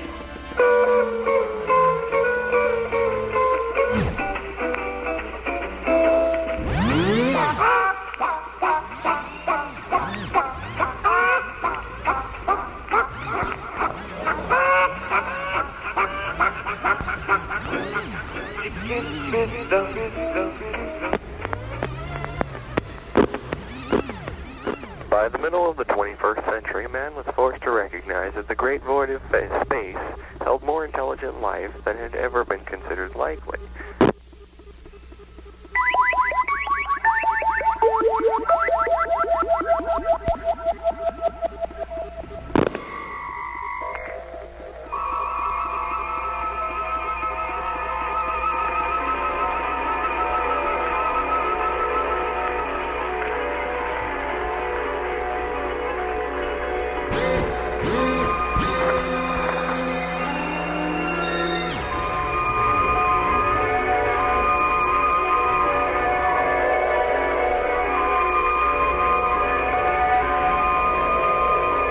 Connected to the occult? Excuse me? I say connected to the occult? I don't know. I'm trying to stick to Mexico, vagaries, and stuff like that. Makes sense. He's trying to compile the evidence. What else is very strange about that area as well as the vortex area. On my, Sir, excuse me, Mr. Scott. Wouldn't it make sense if you put yourself in the alien shoes, they're going to want to examine the human species, they're going to want to examine animals on Earth, and no doubt they're going to want to take a look at some of the more major forms of transportation. That would make sense. Very much so, because the variety of ships and planes that went down in that area have never been found again without any trace. This proves your point, from anywhere from passenger ships to military. On my way out here, when I moved out here in 75, John, I happened to stay at the Sheridan Junction, St. Louis, Missouri. And when I was getting dressed to go down to dinner, there was a program on in my room on the radio. And the deal was talking with this woman who was abducted around in the early part of the 70s there. And she went to numerous psychologists, psychoanalysis to the military as well as to civilians. And she had a book that the aliens did give her, but it was more or less like on a self-destruct type of information she was supposed to retain, memorize, and retain this and pass it on to certain military people. And she even drew out galaxies that our scientists didn't even know anything about. I've heard about this.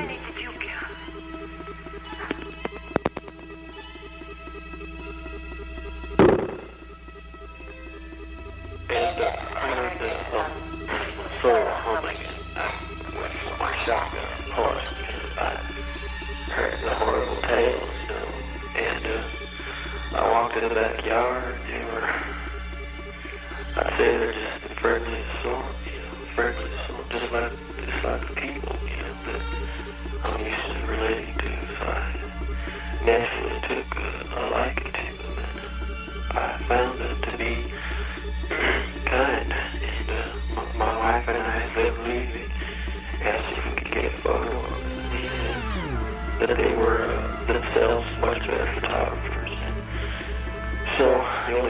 of their visit that we have remaining is a beautiful photo of my wife and I that we keep framed with a nice little gold frame right up on the side of our bed to remove our little frames. Nobody seems to believe us, but, you know, we don't have no kids. We don't have no friends that ever come over to our house, you know, so we don't have nobody that can take pictures like that of us, you know. So, you know, I mean, once you get something controversial like this, you know, nobody believes you. It's like you're an outcast, you know, and you're no longer a member of the human family, you know, because, you know, once you get touched by something that's glorious and beautiful and something that is strange, and you find beautiful love that can be had with the extraterrestrial love, joy, and you'll never be the same. You'll never be the same. And I just want to tell all you folks out there, you put away the shotguns, put away your worries, put away your tears, because they're out there, and they're all about love, they're all about joy, they're all about caring and sharing, and they won't help us. And you too can have a beautiful picture like mine, or more so. It's in your dreams. No request is too extreme. When you wish upon a star, as dreamers do.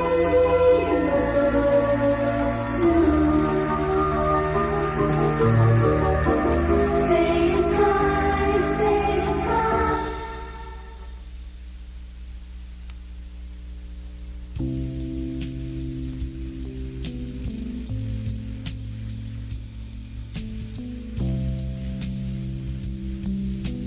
Now what I'm telling you is this is a secret. It's the ultimate secret. So there is going to be no evidence until such time as they want to give you the evidence.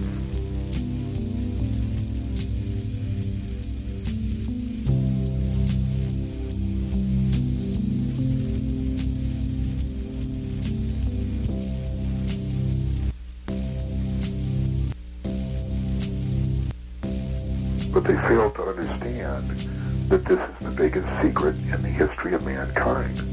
And until they decide to tell us, you know, we're not going to know for sure.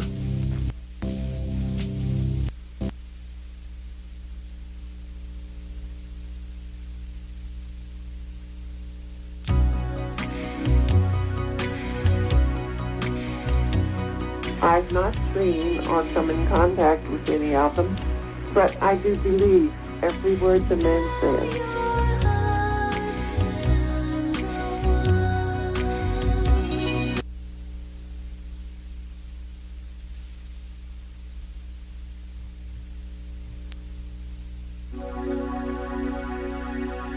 I've not seen or come in contact with any of them, but I do believe every word the man says.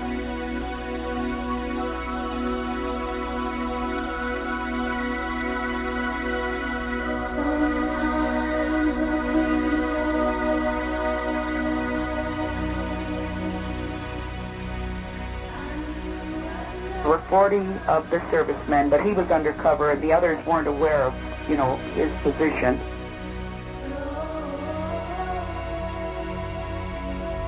Increasingly demands a verdict or somebody's title.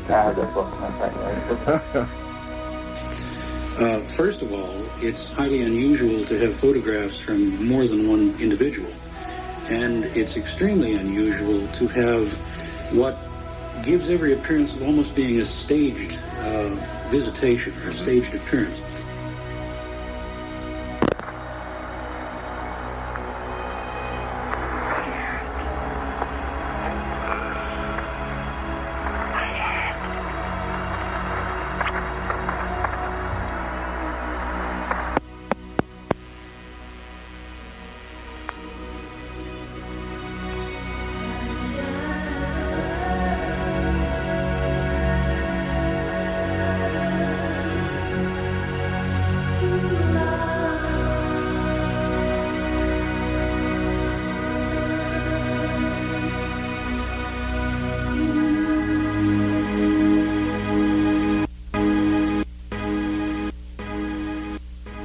no-nonsense investigation of UFO sightings in the Bay Area.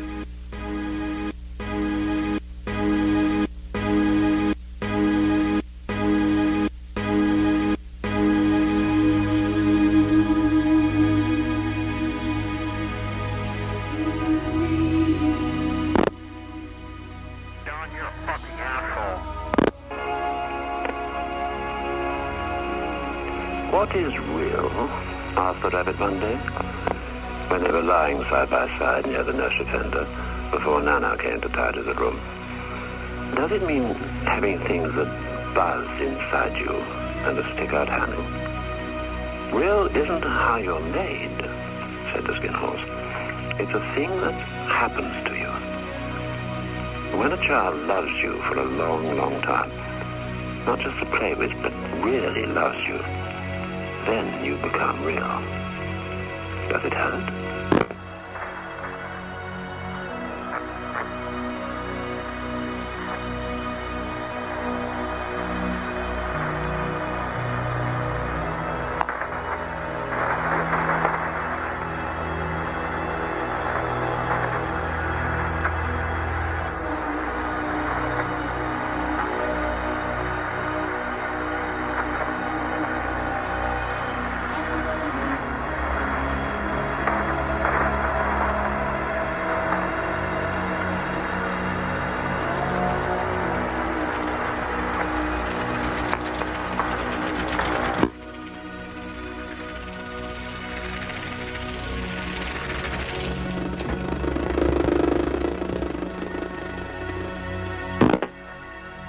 Number to report all kinds of UFO sightings to is 408-492-8154.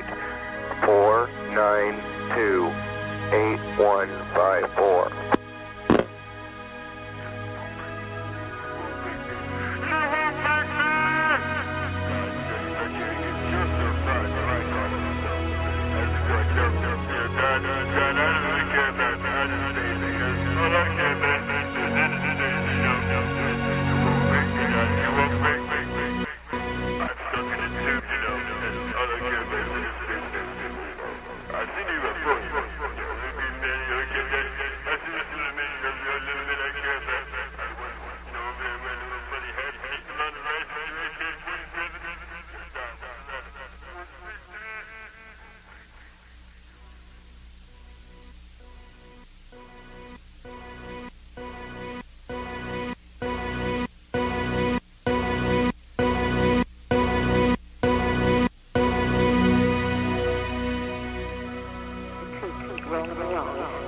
Sidle on out to the coop, brother fucker.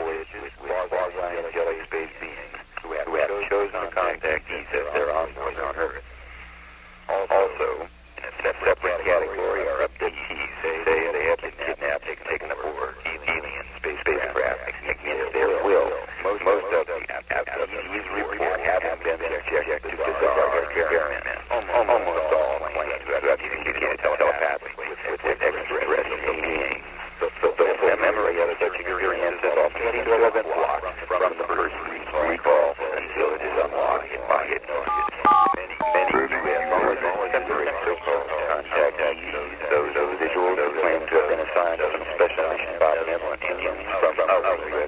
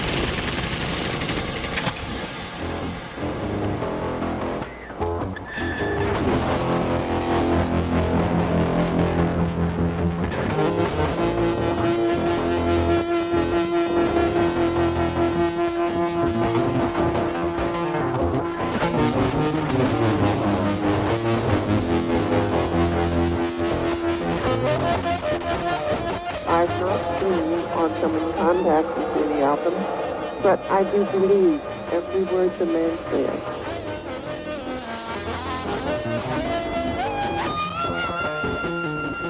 I've not seen or come in contact with any of them, but I do believe every word the man says.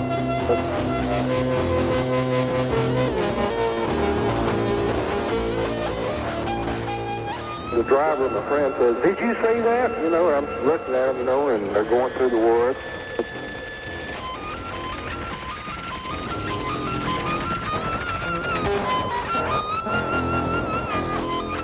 Discover what the experts are finding.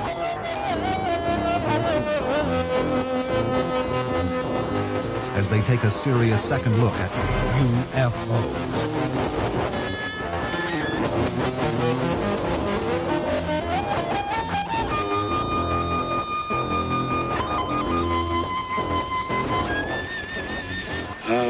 This has led to some speculation that perhaps this is a forerunner of things yet to come.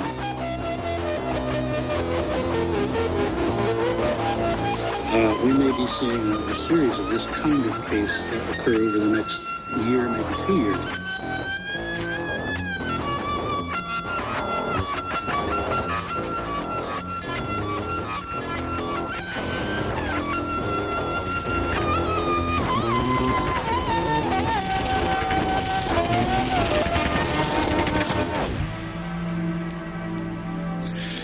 See a close-up of it. It's a round, typical flying saucer type of thing. What we did was to take some of these pictures and check the sky brightness background to see whether or not it was superimposed on the picture, therefore maybe suspecting a double exposure. First, you were saying that we have like over 70 known kinds of aliens. Do we know how to protect ourselves? Is the government doing anything to protect us? Like if they, like for war or anything, or if we had to physically protect ourselves, is there anything we could do? I think they're trying their best. I don't know how they're doing though. So is there anything a person could do on their own to protect themselves? Right. Well, as I told you in the statement that I wrote, I end up at the beginning. If you see anything like flying saucers, run like heck. Well, that's it. I don't know if that's enough of an answer. In other words, if they want you, I guess the message is they shall have you, and there will be nothing you can do to prevent that. Would that be accurate? A fair and accurate statement. Okay. You were saying EBEs. What is that? It's an extraterrestrial biological entity. The name was given by Detlef Frank, who was the 6th president of Johns Hopkins University, and he was an original member of the original cover-up group called MJ-12. And he's the one that named the first aliens that we recovered EBEs. And in an overnight maneuver, they were awakened in the middle of the night, and this was right around where those Thunderbirds crashed. He said they were awakened with bright lights. They were shining against the mountain and all around their trucks, and they were all awoken. And all these machine dials on the trucks were going crazy, just wild. And when he told his superior about it the next day, about the whole entire incident, his superior said, "What were you guys smoking or drinking last night out there?" What do you think of that? That's a typical reaction. Isn't that something? Until it happens to them themselves. But I just want to tell you, I admire your coming forward. It's got to take a lot. I know there's a lot of ridicule, as we know, with anything that's unusual.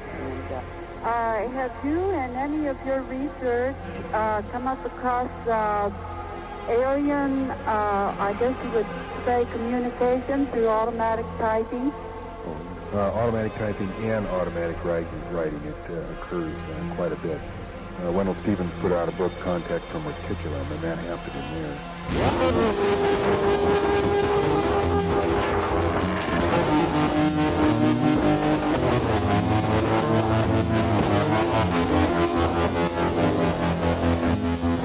The driver, my friend, says, "Did you say that?" The driver, my friend, says, "Did you say that?" driver, my friend, says, "Did you see that?"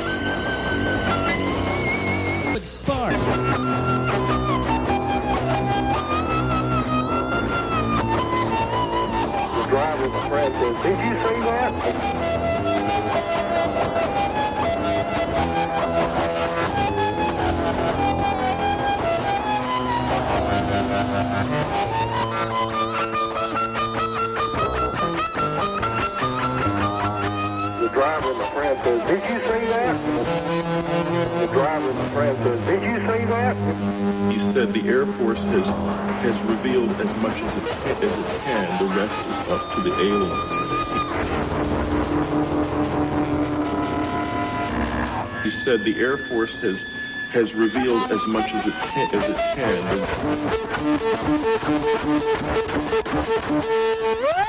rest is up to the aliens.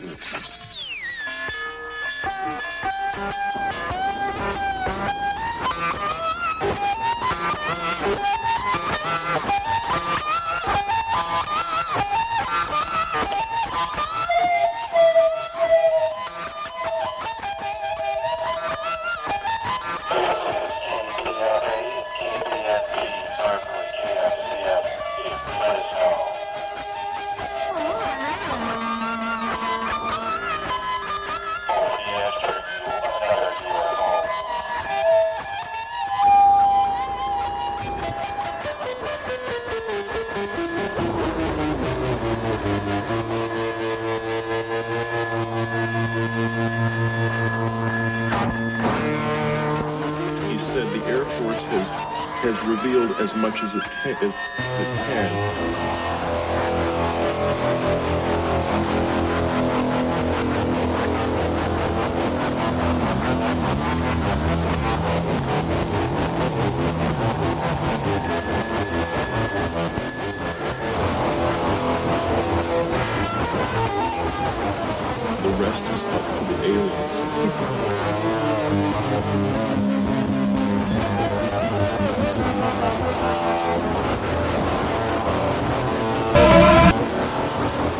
Researchers claim that there is a major conspiracy of silence and disinformation. Covering up, hiding whatever happened from your eyes and ears.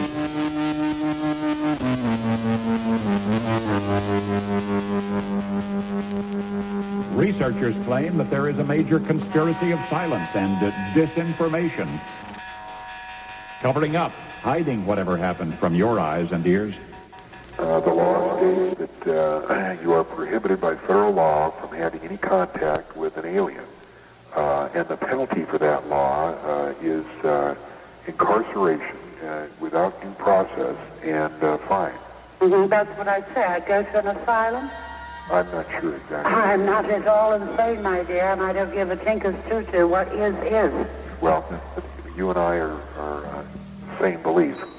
I agree with you 100%. Another thing I'm having a little trouble with is this law. This law passed supposedly back in 69. This is the first I heard of it. That's about the time Project Blue Book was closing down. That would be about right. On one hand, the government is saying we're closing down Project Blue Book because we have determined that UFOs not pose a threat to the United States security or the security of the world. And at this point, it's an unexplained phenomenon. I'll just get my job in and blow them green fuckers away. They blood ran.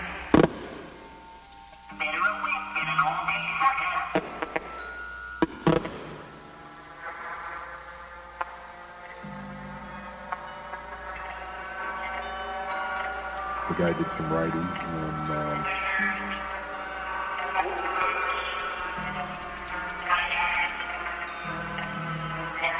and F space, J space,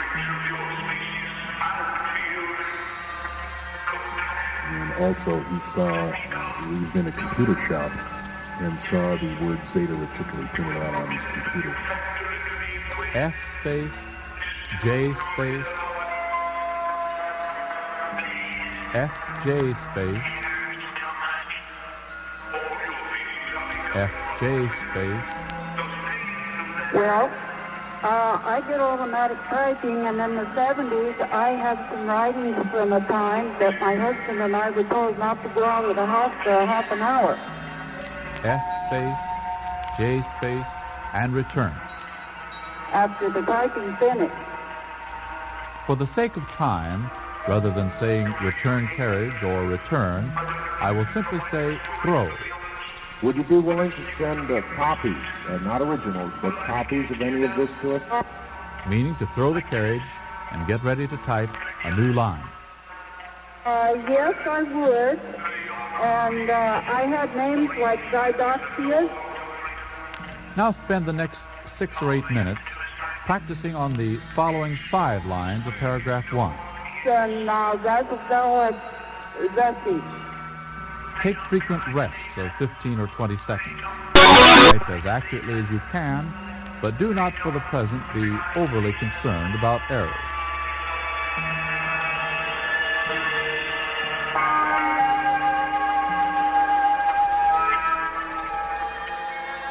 Researchers claim that there is a major conspiracy of silence and disinformation.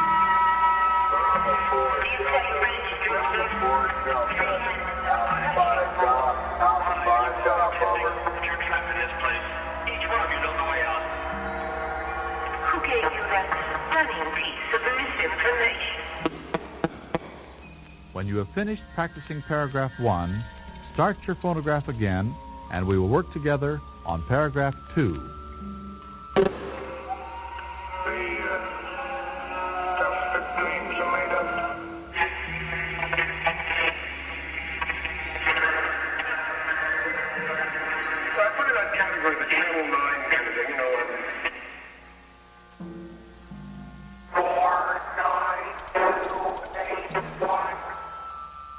Covering up, hiding whatever happened from your eyes and ears. All right. Now that you have finished practicing paragraph 1, let's work together on paragraph 2 for a few minutes. Receptacle. Remember the importance of good posture. I had to keep saying these until the typing agreed with the pronunciation. Also, concentrate on striking the keys with a short, snappy stroke. And amopsyche. Do not punch or push the keys. And remore. In the directions for paragraph 2, over in the left margin, you will notice that the numbers under the letter emphasis keys indicate the correct fingering with which each key should be struck. For example, 4L means the fourth finger, left hand. That was the names that were coming to me. Prepare to type line 1 of paragraph 2. When I call the stroke, strike the key as quickly as you can. Ready? Very interesting. That's on the A-S space. typing. K-I space. There are many reports of these things going into the water. Some of their bases are underwater. One of them is 35 miles south of Barranquilla on Puerto Rico. A friend that I fly with, one of the first officers, told me a story. He was coming out of Puerto Rico going to Miami. It was at night. There was 5 of them in the cockpit. It was a cargo flight. And they watched this thing come up to within about a mile of the airplane, then start descending. When it got into the water, they watched it go down for about 3 minutes until it disappeared from view.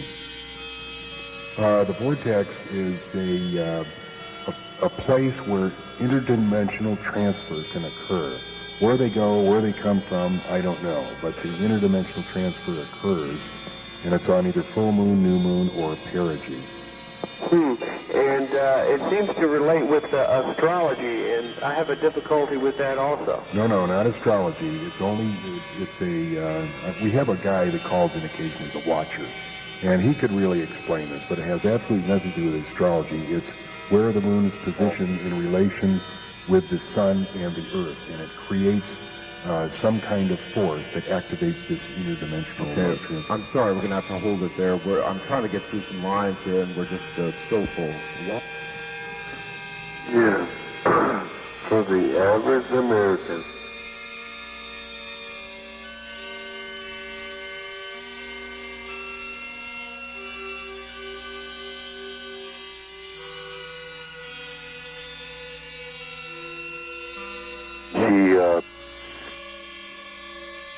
communications without implants, or you mentioned telepathy. Yeah, that's what I just said. There's no reason why they can't talk to you without the implant. Okay, the extraterrestrials tell me there is a craft in Alaska sitting up there near that air base. Yes, I wouldn't doubt it all. They're hidden all over. They also told me the Anchorage encounter with that Japanese aircraft was a man-made copy of an extraterrestrial craft. It's something that large, made of space-age plastic fly, since you're an expert. Okay, that's all we have time for. Yeah.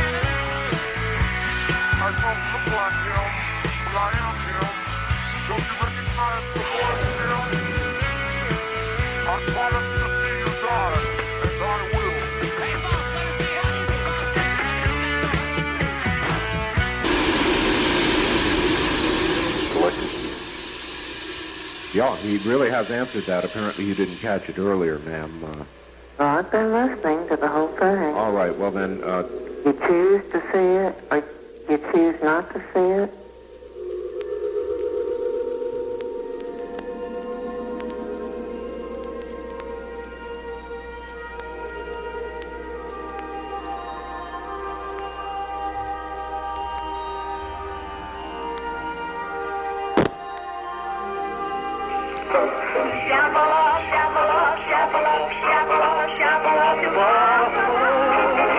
Sierra 8 Alpha, this is Alpha 5 Golf. Roger, request you to stand by, over. Alpha 5 Golf, this is Sierra 8 Alpha, Roger, standing by, out. Polarity. Polarity, reverse.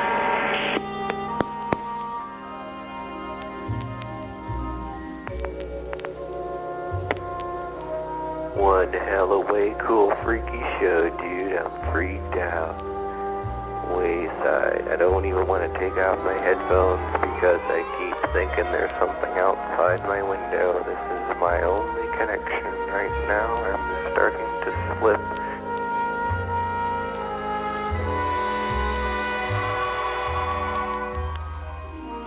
it's not that simple. Always people find that if someone from outer space lands in their backyard and they talk to them, never credible scientific witnesses. I'll believe it when they stop landing in the backyard of some Ozark moron. You know what I mean? John? No, it's a device they have. They decide who is going to see it and who is not going to see it. Her point. My son puts on a uniform every day and sticks his neck out for punks like you.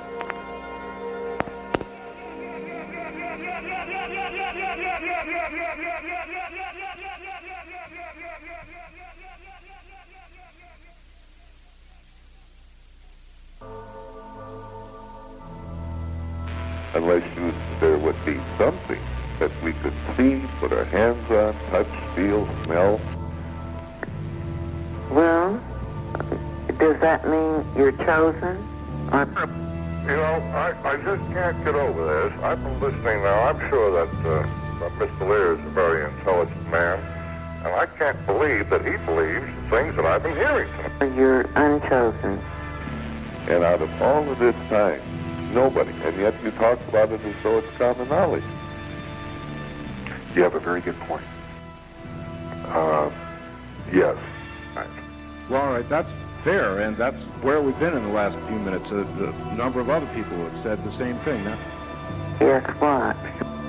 And can you believe that someone like Sam Donaldson, Peter Jennings, Jack Anderson, Tom Brokaw, none of those people would pass up a story like this? yes. One yes. or the other. That's right, John. You seem otherwise so normal. Yes, yes. You're Yes, sir, I can believe they'd pass it up. You chosen or not chosen. could believe they'd pass it up? Yes, sir. You know that a cheap book advance, if you had a concrete evidence, a cheap book advance would be $5 million? And this story is so fantastic. Not chosen. I mean, we're further along with the analysis of naval than we are with these so-called extraterrestrial objects. Now, I have always been aware of the fact that there are UFOs, unidentified flying objects, perfectly normal. And if you're concerned about the welfare of your family and the time you're spending on this project, you'd set them up for life. Well, I think you're just full of El Toro poo-poo. Well, that's not very kind, is it? Well, that's an interesting point. Well, I didn't mean it to be. Well, we both take it that way. I take it this is because you are one of the unchosen. See things in the sky, we don't know what they are. Mention concrete evidence. Have I mentioned here that I have concrete evidence? But part of this whole business now of being chosen and incarnate, and I wish that guy in Tahoe would just wake up some morning, because I think the lights are on and nobody's home down there. Well, I'm glad I am, I guess, from what I've heard. But I don't believe in all that. No, nor have we ever seen any of it. I don't think it's possible. And you're asking us to believe. Have you seen the MJ-12 papers? If they're a billion years ahead of us, why do they need us? This business of being incarnate is absolute rubbish. Well, certainly it would be true that a lot of people would become involved in this kind of thing who, as you put it, whose lights are not on or elevator isn't on the right floor or whatever. The light, it's up there. It's kind of glowing, kind of changing color. It's kind of coming towards me.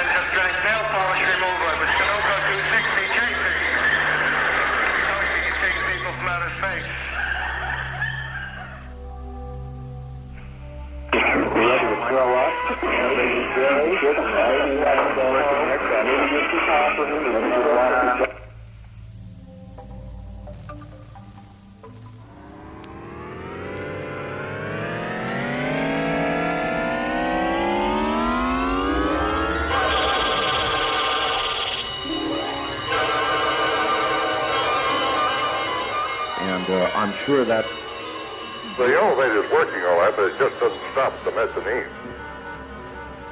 That's not a good piece of concrete evidence. Good question, John. They their species is degenerating. Have you seen the Sarmacher document? They need to regenerate it, and there's something we have. None of those are concrete pieces of evidence. What about that, John?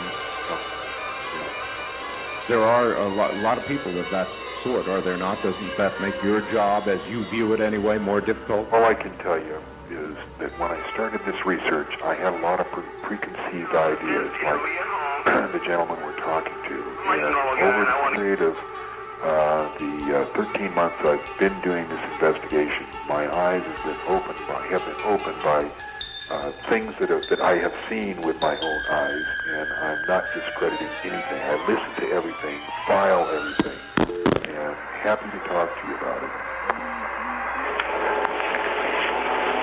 Generators. Generators full. Full power. Zero. Polarity.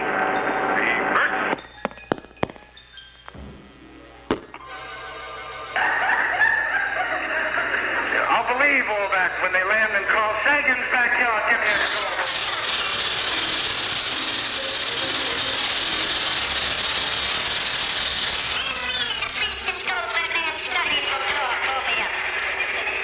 Like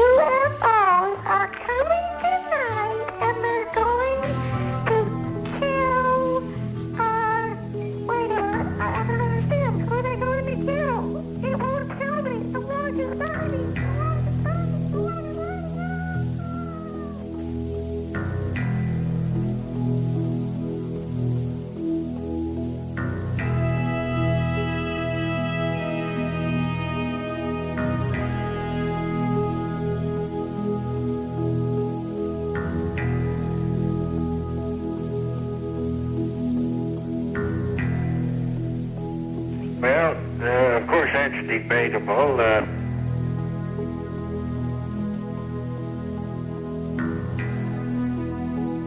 San Francisco, May 3rd, 1978. A no-nonsense investigation of UFO sightings in the Bay Area. Clear Lake, June 9th, 1979. We talked to the people who say they've seen them. Oakland, March 20th, 1980. And to the skeptics that reject them. Mount Diablo, May 2nd, 1980. Discover what the experts are finding as they take a serious second look at UFOs.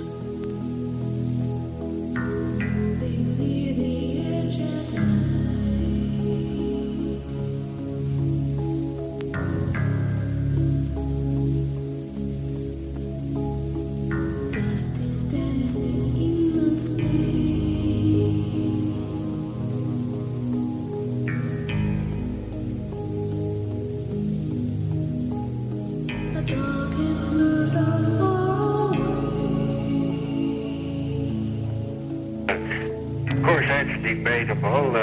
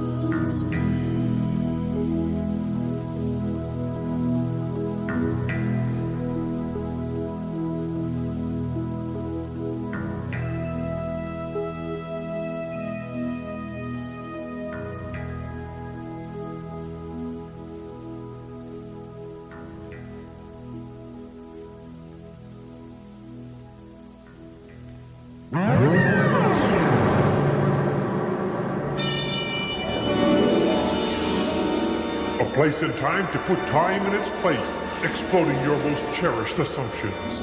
This is Quantum Audio from the Universal Media Network.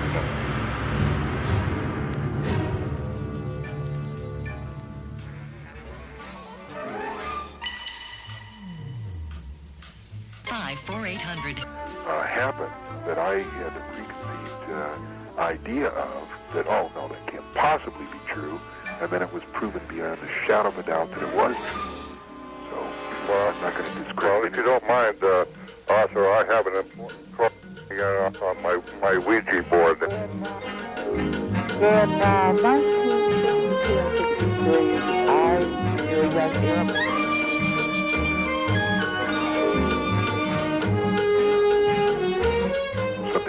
Peculiar to us only, and something that they need here, and that's why they're on this earth. Ma'am, They're so far ahead of us. Why should they need anything? In Memphis, Tennessee, from the earth. Yeah, I wish I could answer that, ma'am. I just can't. All right, ma'am, let me ask you this. What about all these other people, many of them, as I'm sure you've heard if you've been listening, who sound quite normal in every other way, who believe, I would say even a great majority of them. What do you say to that? I say that their voices don't sound familiar to me. They're not your regular callers. I think well, what does that have to do with the nature, though, of the... They were planted out there. Oh, planted? You or... I see. Well, you do believe in some conspiracies, then. Call in and prop him up tonight. To prop him up?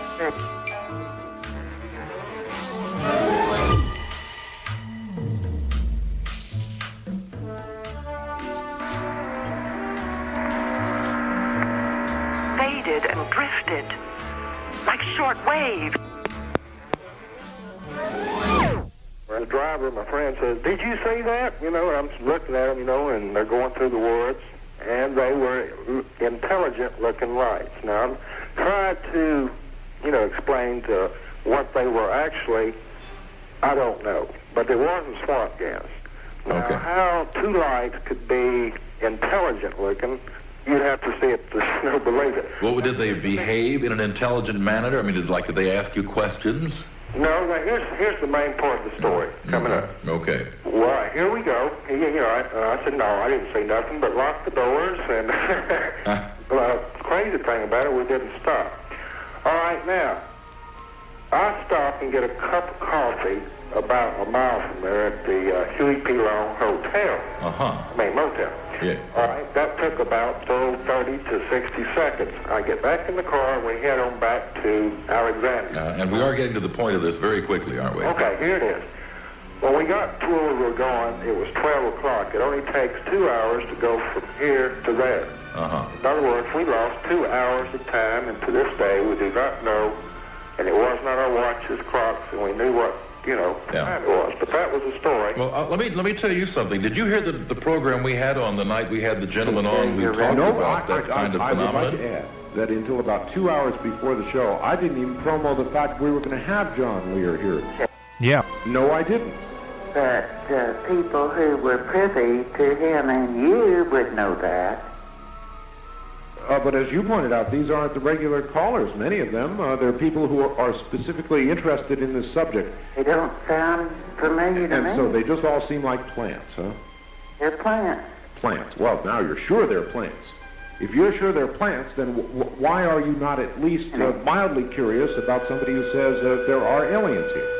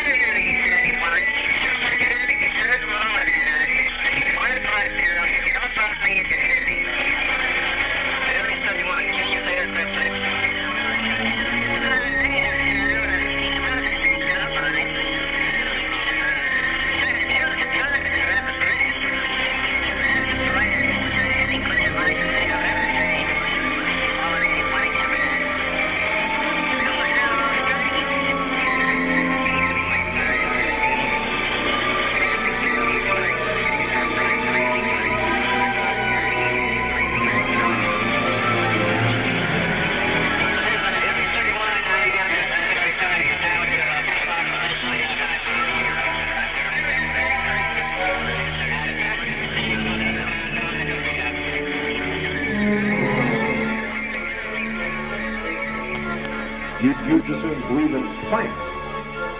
I think that you have planted some seeds out there. Yeah.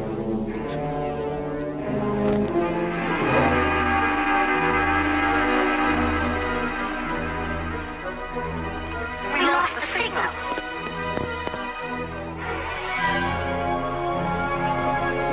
He's referring to me. Human seeds.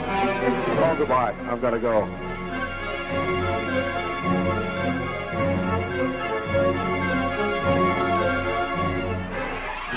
When I found out that he was assigned to Project Blue Book, I sort of started trying to pump him to find out what was going on.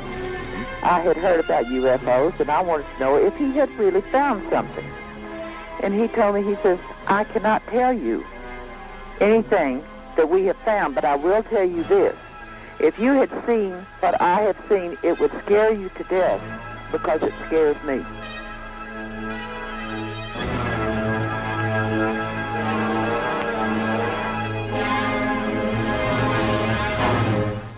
May 2nd, 1980. Discover what the experts are finding. As they take a serious second look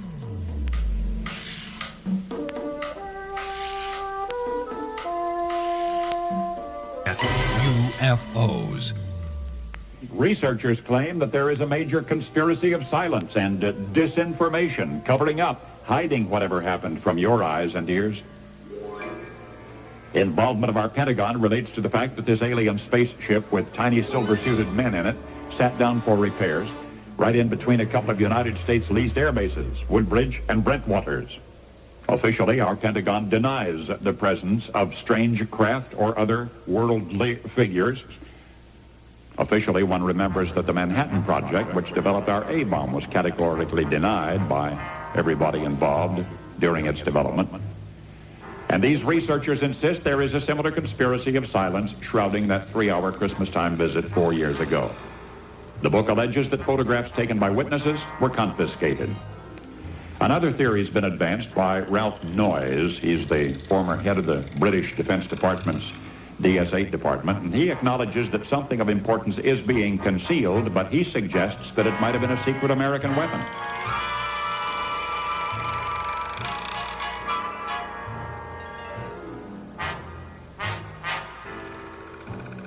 We were both driving along a back road in Orange County. It was in the middle of the night. We came around a corner by the lakes back there, and there was this great white, brilliant light everywhere. It was like all of a sudden we came around a corner, and all of a sudden the whole area was really brightly lit. And there was this, it's hard to explain what it looked like. You know what it looked like? If you imagine that the sky was a flat piece of like cardboard, like poster paper, you know, flat black paper. Right. And you poked a hole in it. You punched a hole in it. And there was a tremendously, an enormous source of bright white light behind it. Right.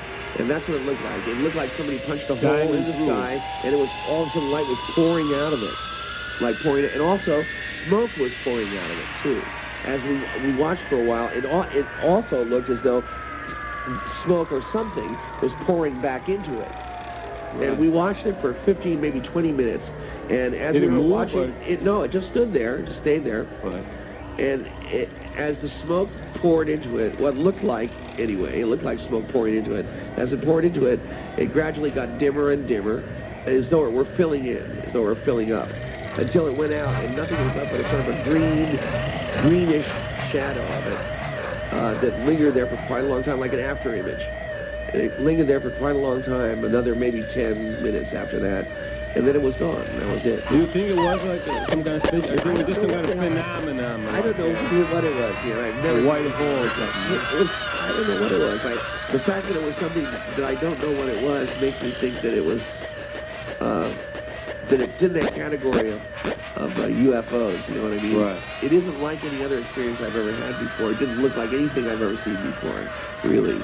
And that's the hit that I get from most people who try to describe flying saucers. You know, they've seen them pretty good. Well, a lot of people say, too, that if you really see them up close, they zap you and make you forget about it. Yes, yeah, I've heard that. When they hypnotize them. Right, I wonder how many of us have actually seen them lots of times. Right, all the time. Right, if we catch them all the time, every night, John. Hey, tell me this, I want to ask you about the future. You probably don't expect to play in outer space. Probably not. Oh, God, I'd love to, but... Wouldn't that be great? But it probably won't. But I bet there'll be somebody will. Music in space. Somebody will. You know, like when we saw 2001, they That's had right. I bet they're going to be playing Grateful Dead. Somebody will play it out there, yeah. Something will happen. And that's great to know, isn't it? Yeah. It will happen. Yeah, it does me good, man. I think so.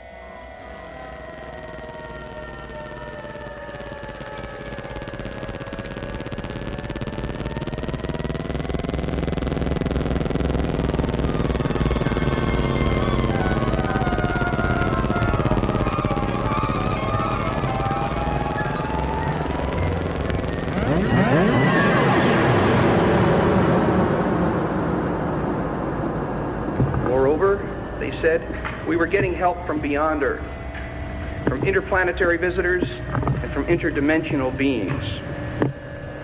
One psychic told me, for example, that UFOs were here primarily to monitor the seismic faults where earthquakes were likely, so that if pressure began to build up in an area, the UFOs would beam energy into the fault and thereby sort of lubricate the fault.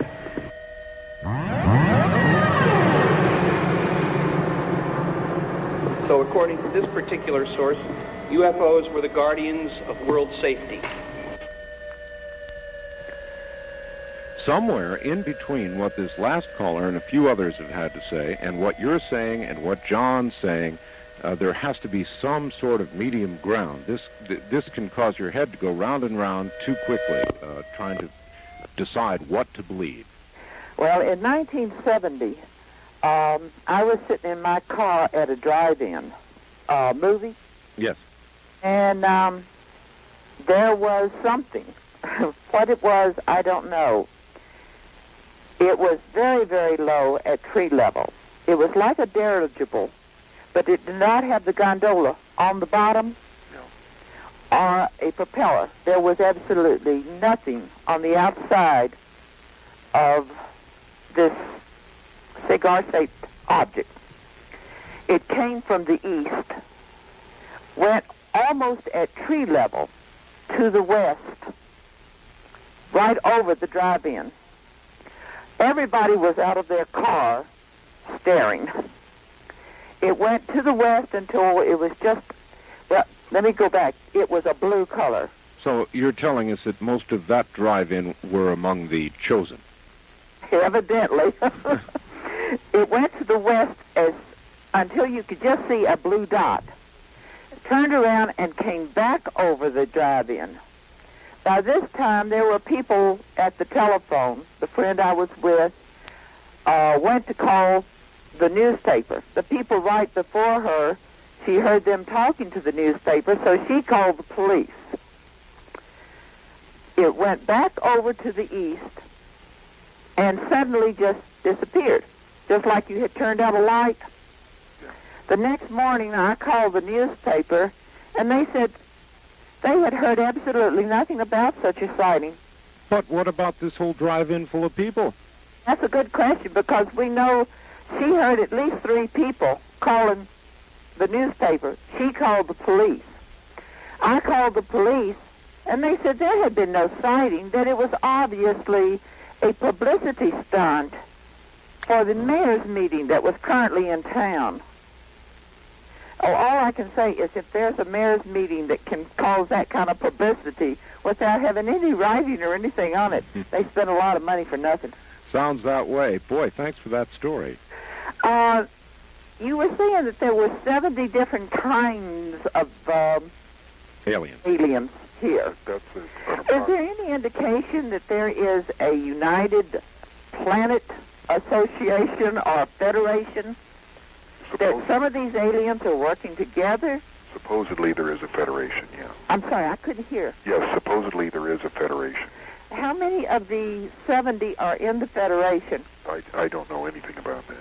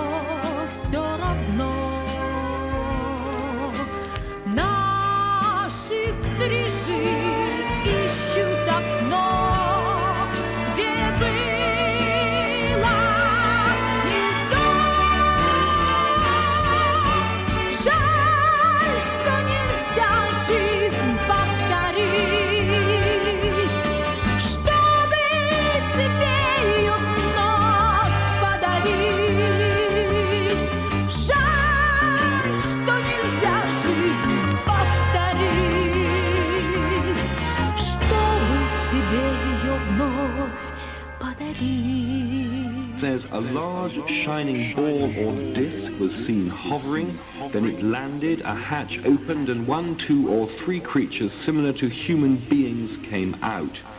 A team of investigators, possibly ufologists or specialists in unidentified flying objects, have been dispatched to the town of Volyniec, where the landing is said to have taken place. But their efforts to establish the truth have been hampered, surprise, surprise, by the elusiveness of witnesses.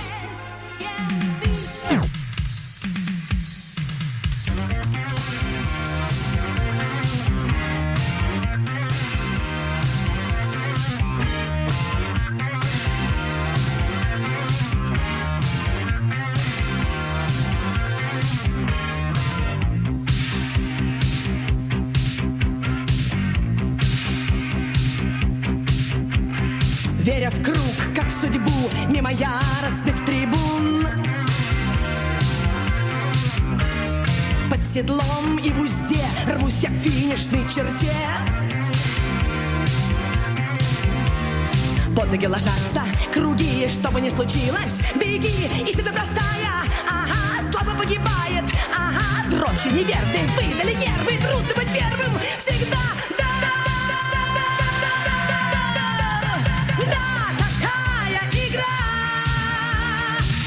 Приходит пора.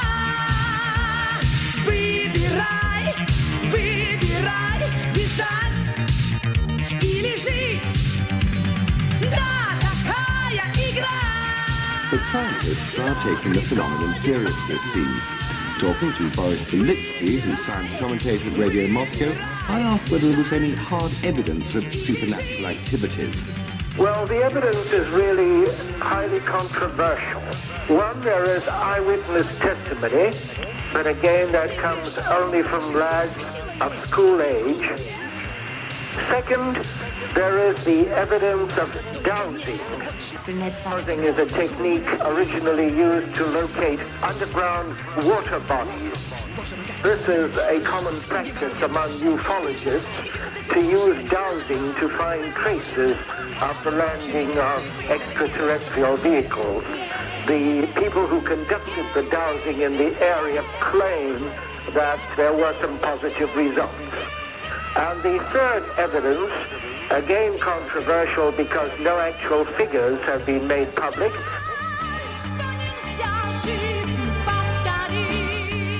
is evidence of increased geomagnetic characteristics at the site.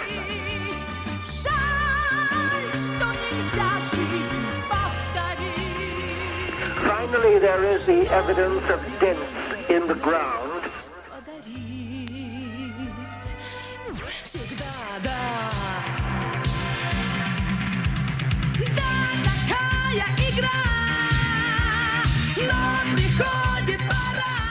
Dents that supposedly could only have been made by extremely heavy objects of many tons weight. Whether or not these phenomena which you've just listed there are capable of any other explanation, can I ask you what view the Soviet scientific establishment generally is taking of these occurrences?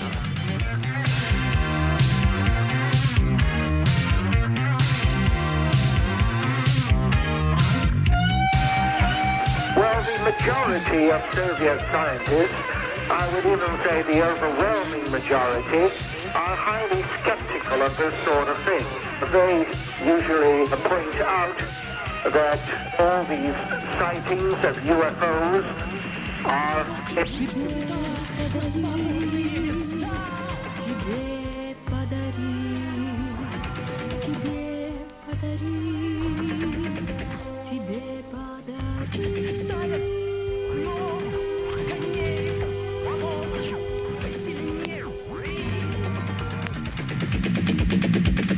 Думать об упавших, каприз, главное не лошадь, а приз, истина простая, ага, сильно побеждает, ага, дороги неверные, выдали нервы, трудно быть первым, всегда, да,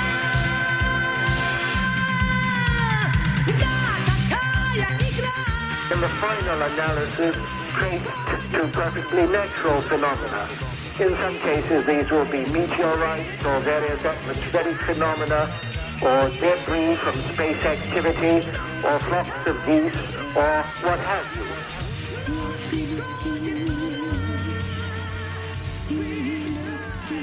There are, however, a few scientists, I spoke to one a few hours ago, who will take this sort of thing very seriously, and they have various theories concerning the possible explanation of this type of phenomena. One of the theories which is generally touted around to explain this kind of phenomenon, particularly in the Soviet Union, is the eternal Russian obsession with the supernatural. Do you yourself think that might have something to do with it?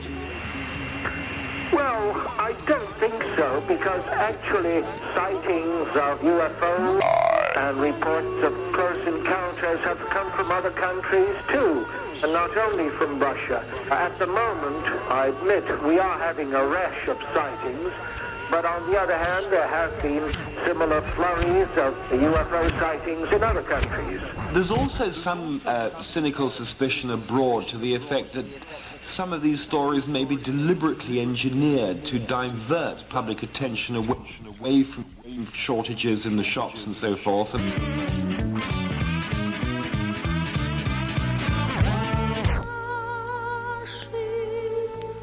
Into an area which is altogether more interesting. Now, is that also a feature of contemporary Soviet life?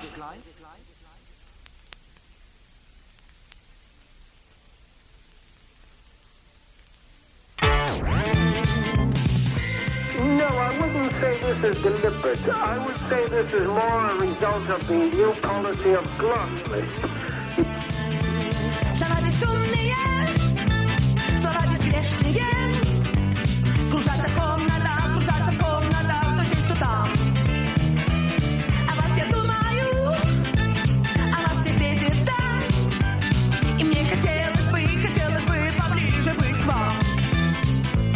Вы где-то ходите, вы где-то движетесь, и все стремительней день ото дня. И что находите, и что вам лишнее, а если просто вам найти меня. Найти меня!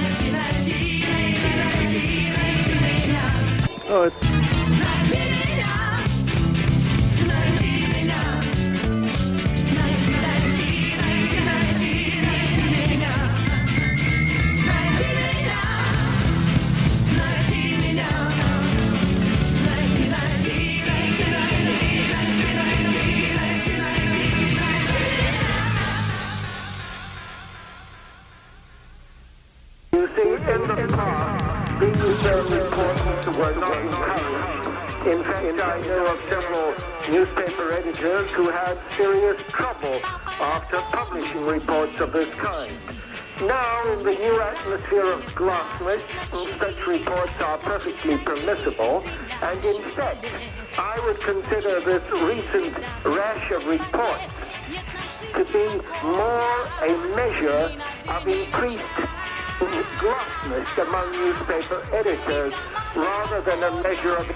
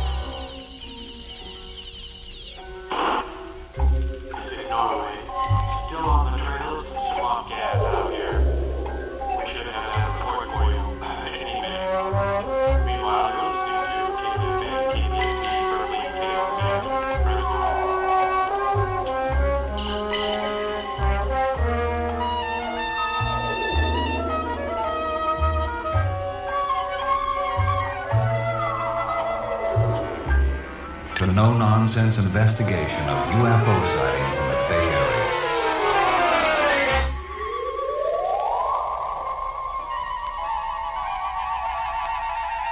In 1975, an American sheriff played us the first ever recording of a UFO.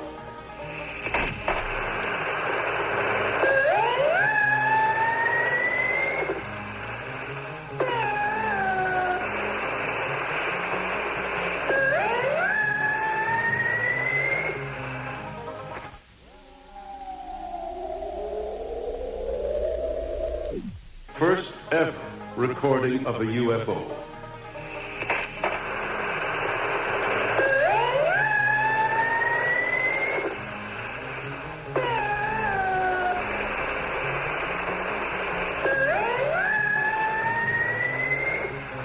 The first ever recording of a UFO.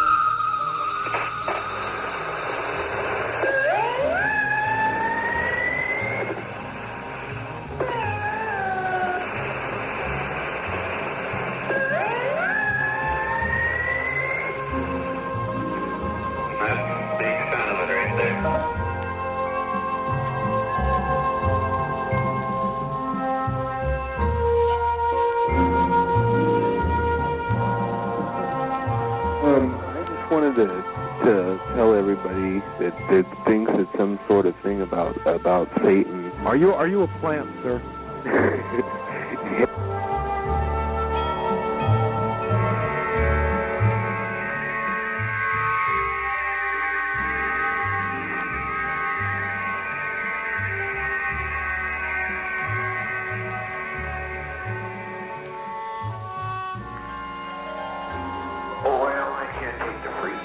This is Metallurgy signing off.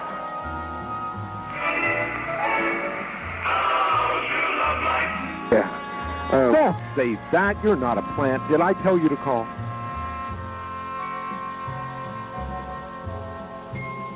No, you didn't. Did John Lear tell you to call?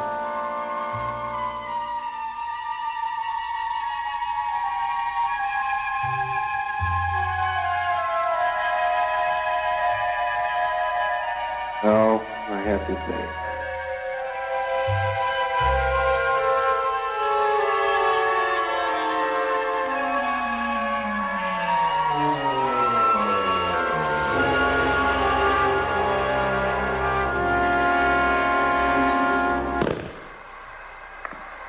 And drifted like short wave.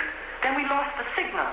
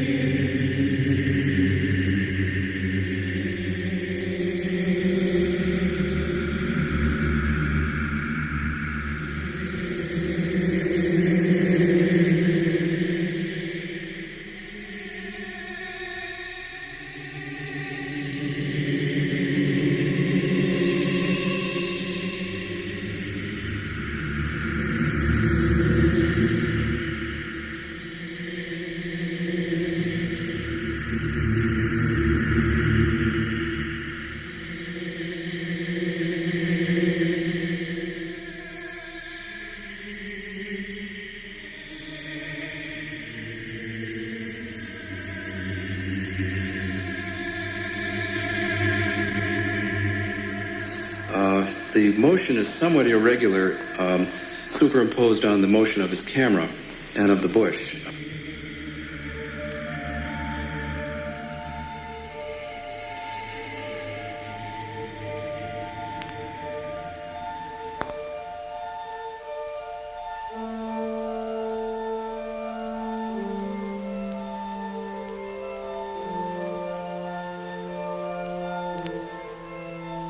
The Hopi legends say. Each one was destroyed by the Great Spirit because people did not keep his laws and walk in accord with his teachings.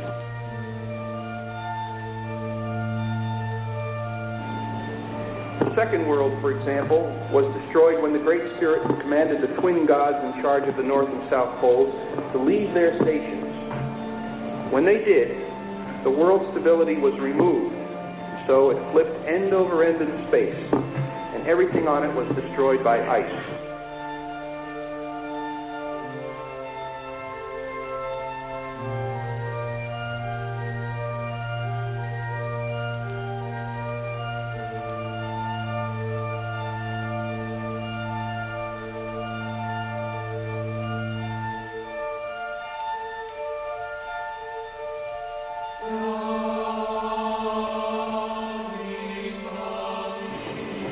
The world froze over completely. But a few people survived because they had favor with the Great Spirit and were allowed to live underground with the ant people. Later, the world was repopulated, but again, people eventually forgot the ways of the Great Spirit, and again he destroyed them, this time by flood.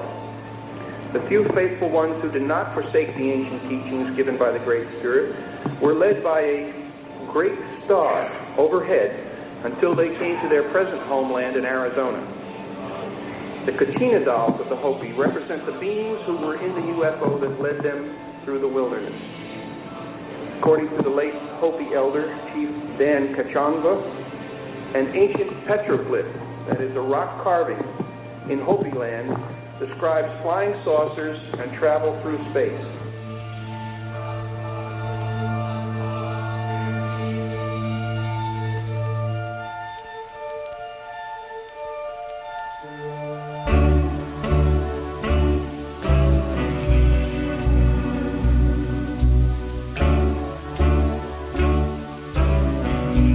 So it shows a somewhat irregular motion.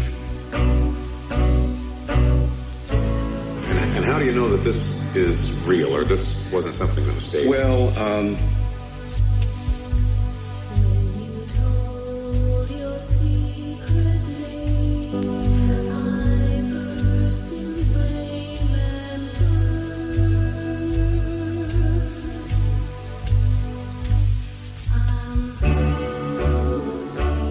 I don't know,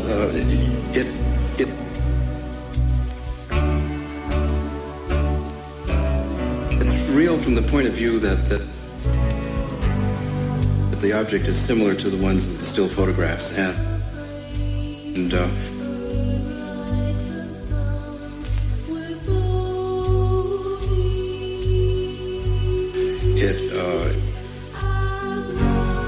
if you blow it up, and I think a little later there'll be a zoom sequence, you'll see that it's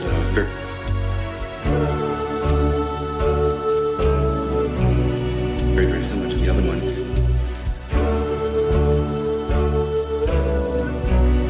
And you can also see some other lights lower down. Those are just street lights.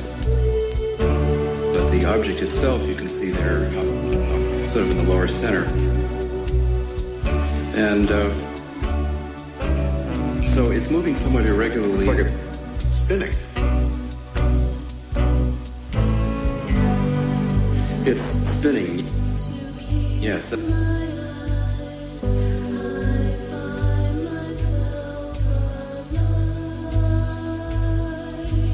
That's one of the unusual features of it. What we're dealing with here is a phenomenon that's so far beyond our comprehension using normal scientific framework. We can only observe it and report on it. And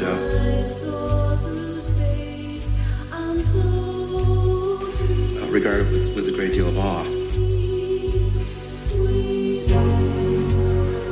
Okay, normal speed. And then this one, this is a very interesting sequence because you'll see it suddenly blink out. There it goes.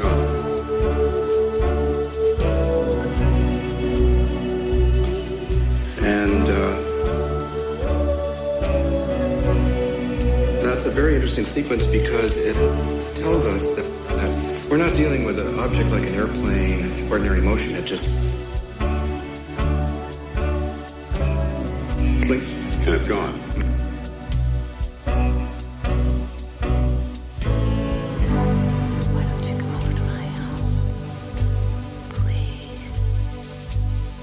Okay.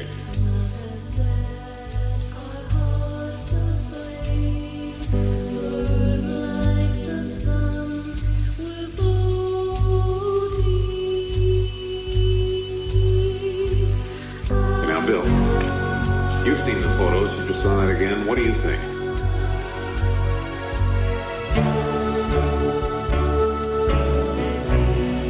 Well, this is an extremely unusual UFO case from several different respects.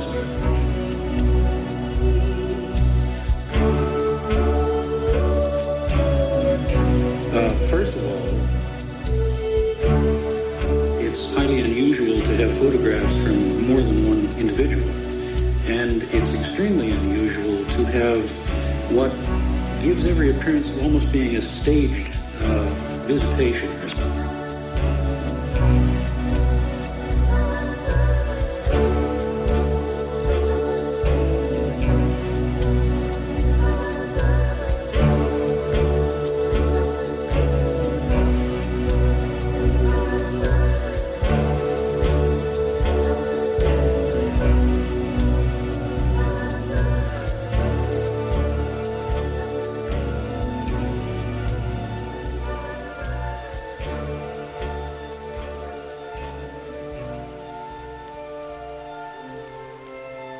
Who saw it.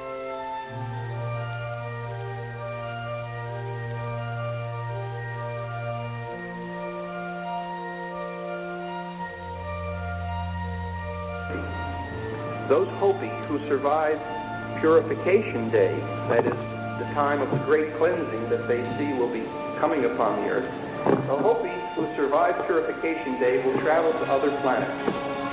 We, the faithful Hopi, have seen the ships and know they are true. We believe other planets are inhabited and that our prayers are heard there. The Hopi prophecy says that the day of purification will come soon after a series of events have occurred. The last event being the time in which the white man would put his house in the sky. Hopi elders interpret that prophecy to mean Skylab, which fell to earth last year. Thus, according to the traditional Hopi interpreting the ancient prophecies, the day of purification is very near, within this century, according to their official spokesman, Thomas Banyaka, with whom I spoke in 1978. When the day of purification occurs, according to the Hopi wisdom, the earth will be shaken by a massive explosion, perhaps a volcanic eruption that will be felt throughout North and South America. At that time also, UFOs similar to those which led them to their present land will arrive here from another planet. Apparently, according to Hopi tradition, the planet is Venus. And all of these UFOs will be piloted by Kachina-type beings. Now, although the prophecies of native people such as the Hopi make Earth changes look like an either-or proposition, contemporary psychics and UFO contactees are adding a new dimension to the picture. They're adding the idea, which I mentioned at the beginning, that UFOs are helping to ease the severity of Earth changes coming on the planet. The late Otto Binder, a UFO researcher, wrote in 1974 that his research indicated UFOs are, first of all, monitoring seismic activity around the world, both earthquakes and volcanic action, and second, they are quelling, influencing in a positive way to soften seismic activity.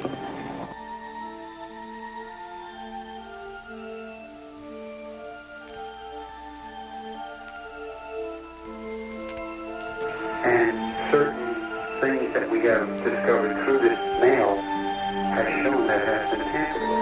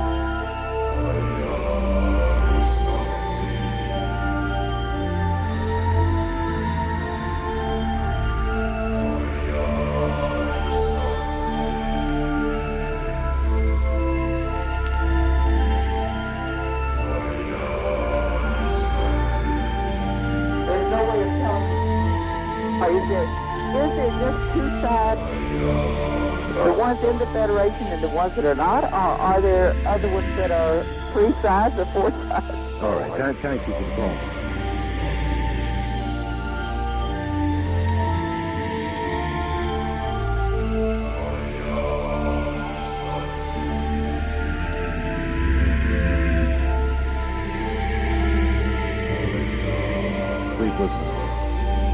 I hear a lot of different things about who's on what side and what the sides are in the Federation and who's not. I kind of try to stick to nuts and bolts, documents, witness testimony, that kind of thing. There's so much to all of this, you just All right, look, some of the documents that you possess and that I have copies of are very startling, and at least it's something in black and white, John. No. Don't do this. I don't know how to say this, but what about the people out there who want some of this hard document type evidence? Tell the truth, sir. Can they perhaps get it through you? I'm not a fan. Thank you. Yeah, they can write as long as it doesn't get completely out of hand. The question is, what is the supposed size of the alien? Okay, we've got the man who knows. Go ahead, John. You know several different types. The EVEs are about 3.5 to 4 feet tall. There's a race called the Nordics, and they stand about 7 feet tall. They're identical to us, except that they're invariably blonde-haired and blue-eyed. And there's ones that look just identical to us. They could pass in a crowd. And there's a little short, hairy creature that's about 4 feet. Those are the four main ones, but they're, like I say, there's 70 different species, and some look very, very weird. Sounds like we're going from leprechauns to kelps. I'll tell you what my theory is. So far as being a believer in UFOs, I think there's every possibility that there's, could be life on other planets.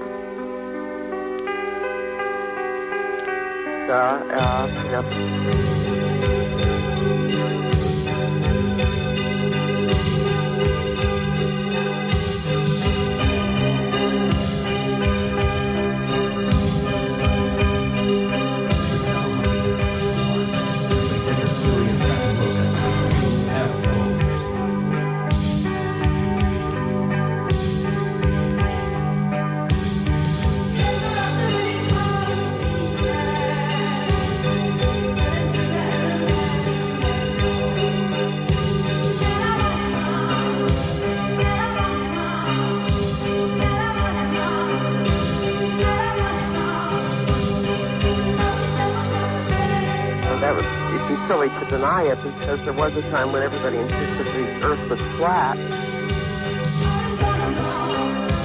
Okay, when you say you believe, they've been disproven, but I have a theory about these UFOs that,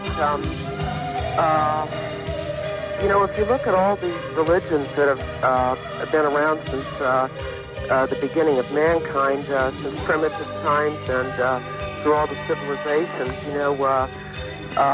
if there is such a thing as God, and let's say that he is possibly, I don't know what he is, I believe in him, but he could be a universal order or whatever, that he apparently chooses to manifest himself in many different ways, with many different races, many different countries, and sometimes just in a very deeply personal sense to a person. And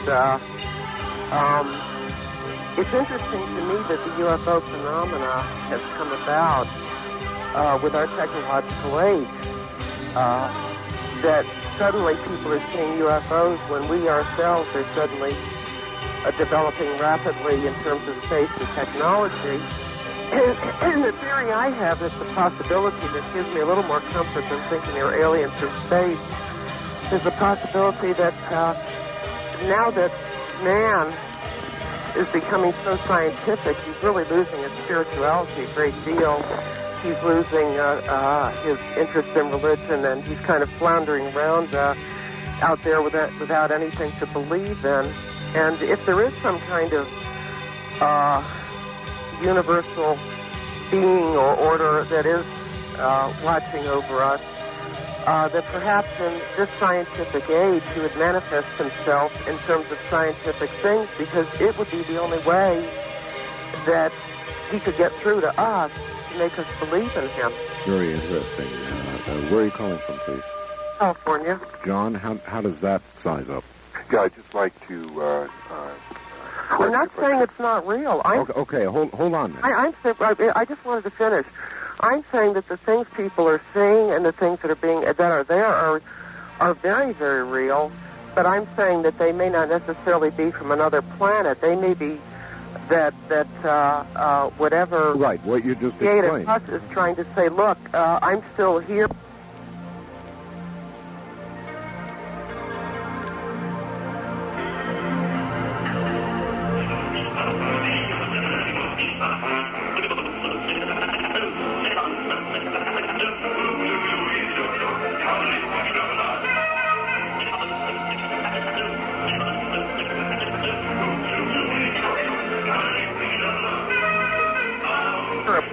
You know, I just can't get over this.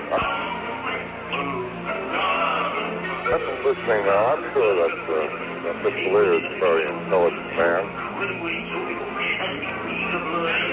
And I can't believe that he believes things that I've been hearing.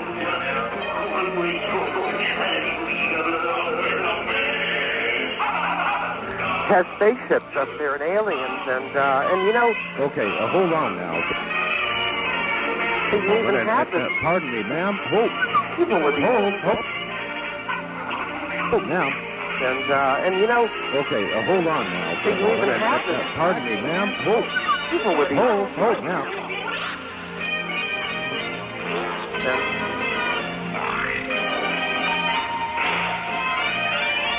And you know. Okay, hold on now. You even have this. Pardon me, ma'am. Hold. People with Hold now.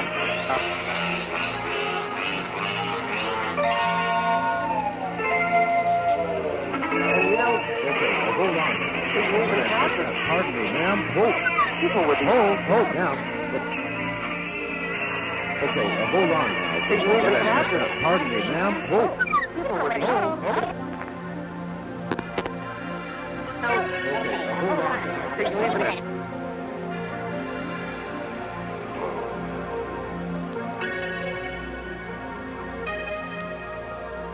Pardon me, ma'am.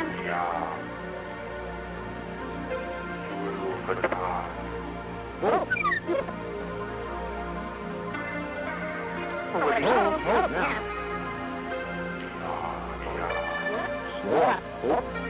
Stop. Let's try to clear this. I just wanted to correct you. It's not recently that we've seen UFOs.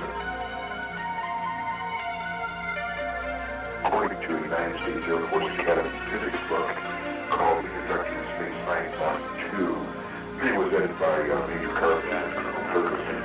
Chairman to the team says the UFO phenomenon has been with us for 50,000 years. Some of the earliest books chronicle his death. Got from the book of India.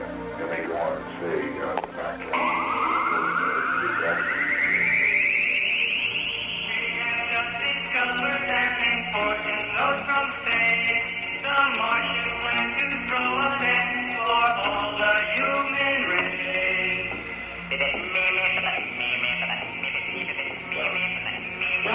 that observation suddenly be approaching us and trying to reach us at the very age around when, as I said, we lost all of our political beliefs.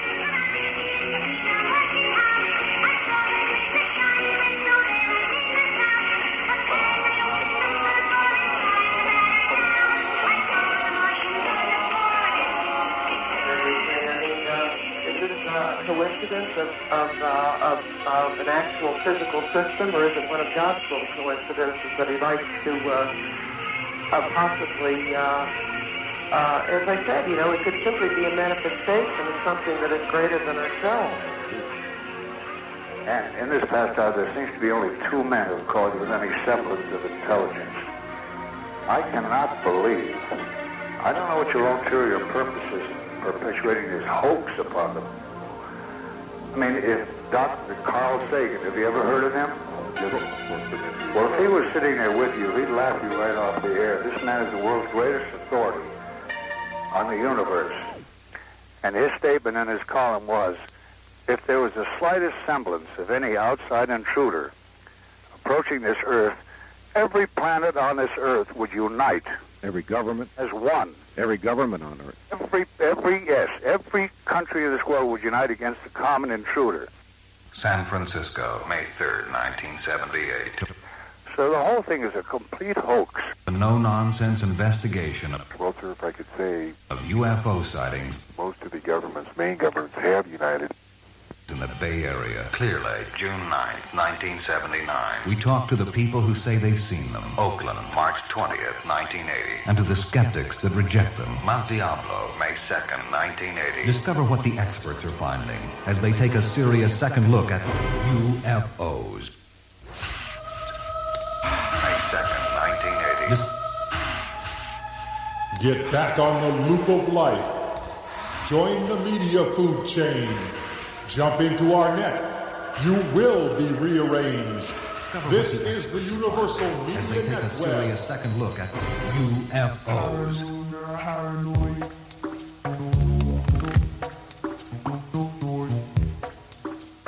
Again told the American Rocket Society Convention, and I quote, "We must be prepared to face the probability that we have been visited by intelligent beings from outer space, and that the likelihood that are requisite to those visits, they would have used bases on the averted side of the moon." Now, that's a direct quote. Well, now, when this was pulled into you the just have, everything you said is just in the probability. Now, we have to prepare in case there's a huge earthquake, in case the probability. Now, first of all, you have the leaders of the two greatest countries, United States and Russia, going to have a meeting about a trite little thing called arms control.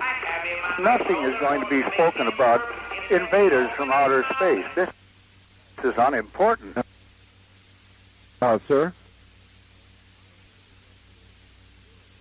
May I only interject here? You were aware, weren't you, that just the other day, and for the fourth time, our President Reagan made reference to an invasion from space and wondered whether the world's governments would get together to fight the common enemy. That was our president just the other day. John has maps of the underground places and pictures of them being self-sufficient, trying to make their race survive.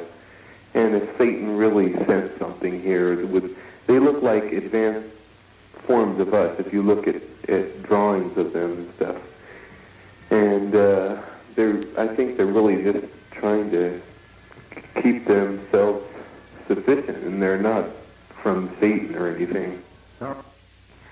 And since the bomb was dropped in Hiroshima, the atomic bomb, that they've been coming quite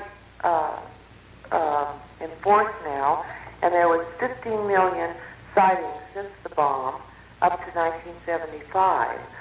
Also, they were questioned, the people that were abducted and were questioned on the religious beliefs, and all the aliens of the different people that were taken aboard all said the same thing, that there was no God and that there was reincarnation only. I never heard that there was no God. I've never heard of any alien contact that made that specific. And all the aliens of the different people that were taken aboard all said the same thing. Well, one of the flying saucers landed on our property, and a glorious 10-foot personage, could have been male or female, entered our house carrying bushel baskets, made 10 trips in total. We were too awestruck and perhaps terror-stricken to try to communicate with this person. Went downstairs and discovered in our basement miniaturized human beings, some peculiar characteristics. They apparently were in some type of suspended animation state, and I tried to pick one of them up to examine more closely and discovered incredible weight. So with the help of my wife, I put this little male miniaturized figurine on our bathroom scale, and he weighed 165 pounds. A female figurine that we put on the bathroom scale weighed 114 pounds. Now, Mr. Elson, you've got 143,000 of them in your basement. No, I don't.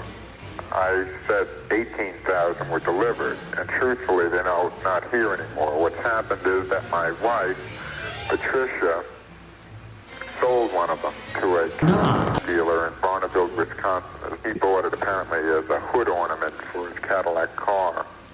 Subsequently, the UFO personage came back and took away the 10 bushel baskets. Why do you figure? For safekeeping, to keep them out of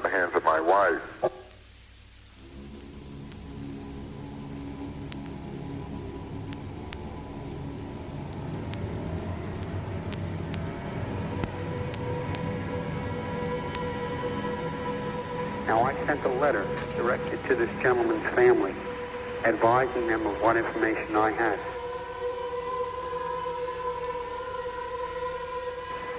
They never received the letter.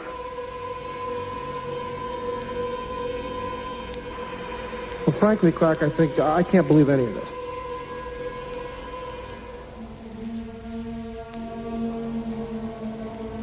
It doesn't make any sense at all to me. I don't believe that there is such a thing as humanoids from other worlds.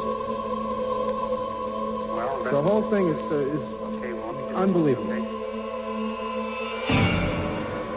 Unbelievable.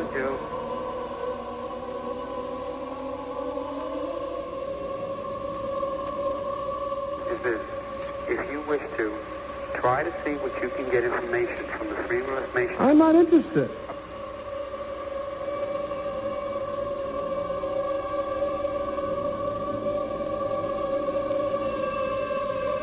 Okay, well, I'm just saying this, okay? I'm not interested in Project Artichoke. I don't believe in it.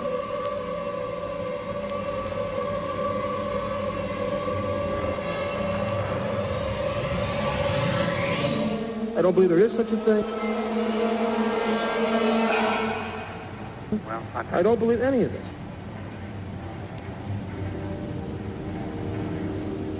I'm really glad you don't. Because there are two documents which have been mailed by myself to two locations, okay?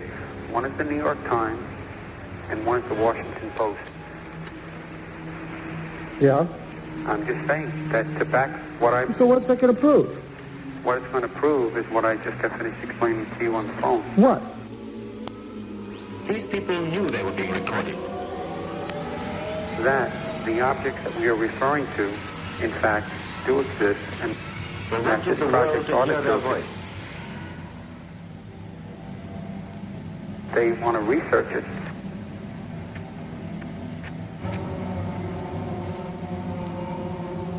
I addressed it to two of the chief reporters for both newspapers because these people are involved in government and in science. These people knew they were being recorded. These people knew they were being recorded. And both letters have been addressed and they have been sent out. They wanted the world to hear their voice. And I have not done it because I know my mail is being watched and being tampered. It wouldn't matter if... These people knew they were being recorded. You did send anything. Nobody cares about that.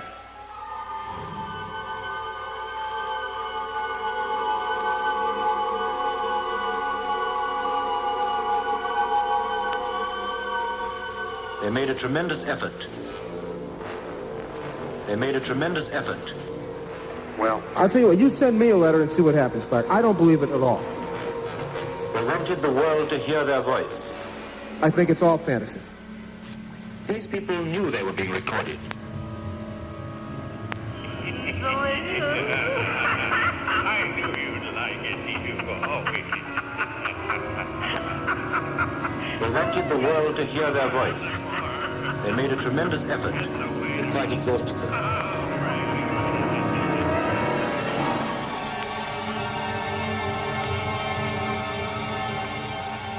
Sir, I appreciate your letting me get on the phone, and believe me, as I say, I'm not out to put anybody on. I have no reason to do that. I don't believe it. I'm not a sworn As I say. employee or anything like that. I'm just stating facts. Well, I don't believe it. Now, I'll tell you what, send me a letter and see if it doesn't get there. I don't see any reason why it wouldn't. I've made 3 photostatic copies of the information that I've been given. So if I can get a copy out, I'd prefer to get it to a location where they couldn't tamper with it. Nobody's going to tamper with anything. That's what I'm saying. Just send it out, and I'll bet you it gets here, and nobody's going to tamper with anything.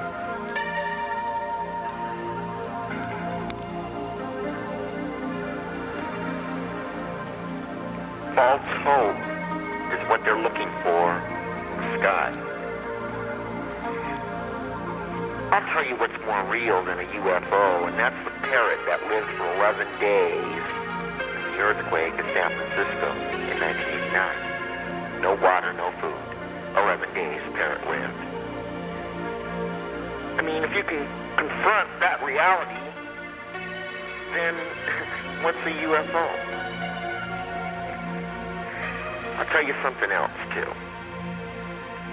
I believe in Jesus, and I do think that these UFOs are nothing more than a manifestation of evil to keep your eye off the ball, make you look somewhere else. And this is coming from a person who's actually seen one. Unbelievable. I won't even tell you the story. No one believes it. It's unbelievable. Okay, just keep looking, keep waiting and watching, and you will see what I have seen. Now, when someone says, well, people in the government know about this, then your Mr. O'Leary says, well, they. Now, who are they? They are people like you and me. They have fears and feelings like anyone else. Are you trying to insult people's intelligence by telling these people know it? But now here's a man called Don Regan, has just written a book. It had every front page in the country about, of all things, astrology. Yes. But no mention of aliens. The whole thing is such hogwash and so ridiculous. If it had any semblance of any truth, anything, it would be front page news. It would be the biggest thing that's happened since mankind began. Describe what this is and how you came about this information. This is from the White House. These are prepared for President-elect Eisenhower. But some people are keeping it a secret. It's a very unusual story. They're not telling us. It goes back to 1980. How ridiculous can you think that?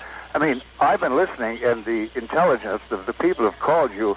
I'm amazed that people are buying this hogwash when it's so ridiculous. Because well, sir, wait.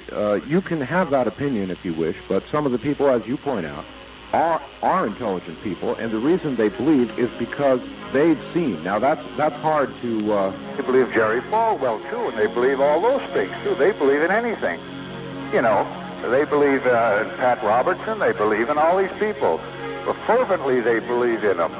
But has anyone, is there any...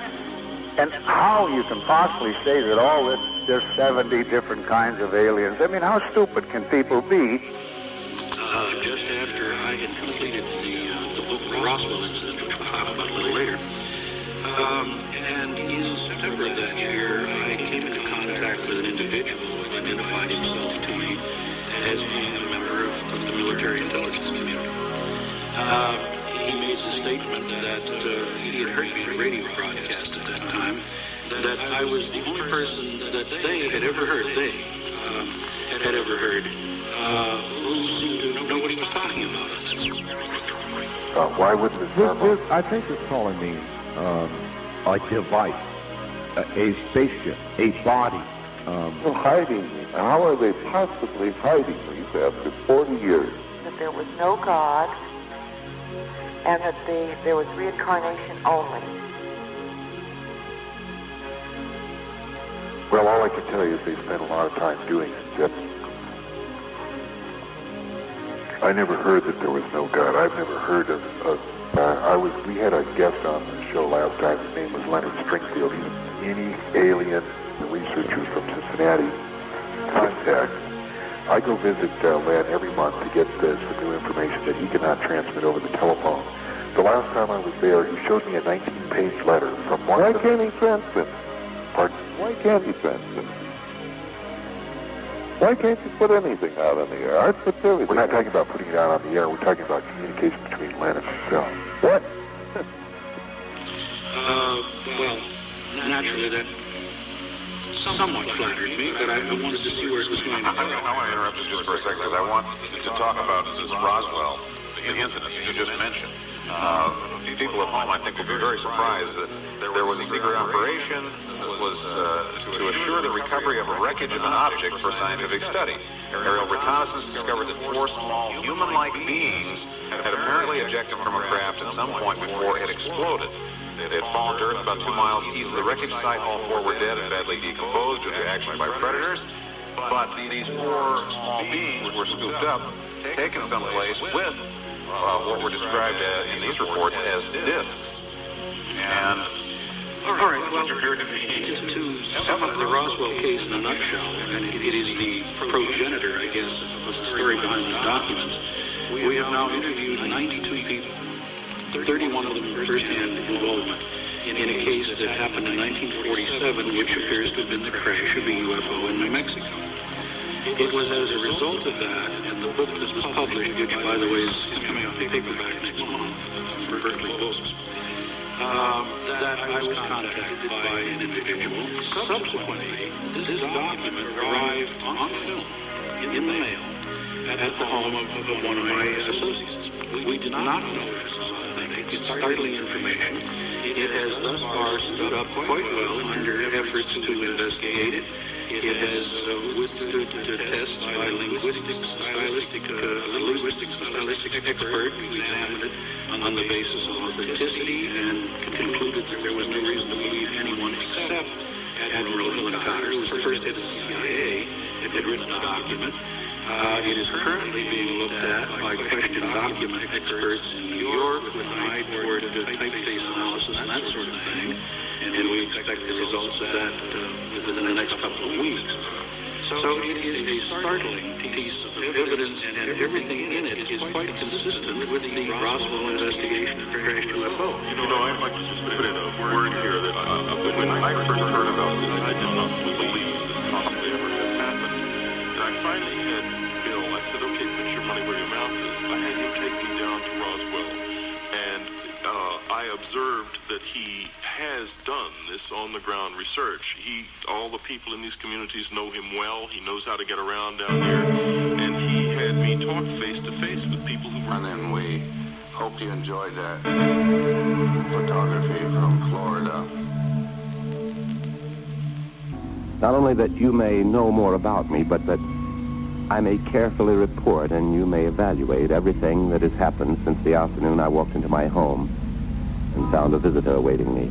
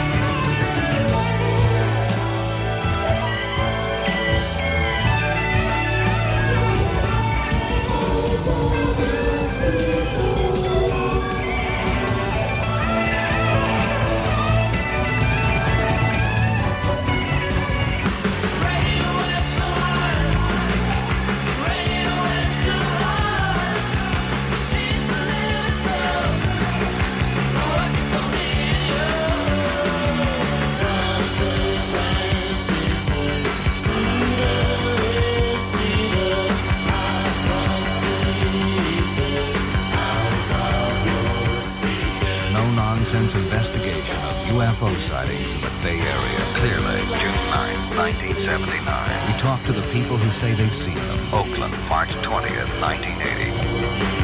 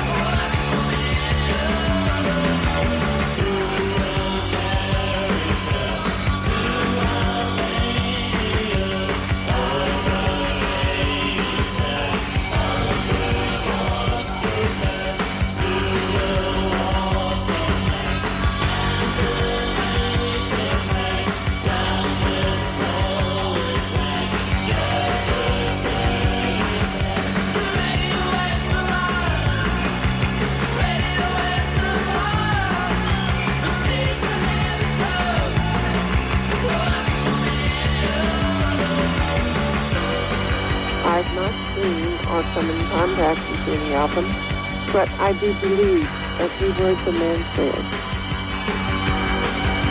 I've not seen or come in contact with any of them, but I do believe every word the man says.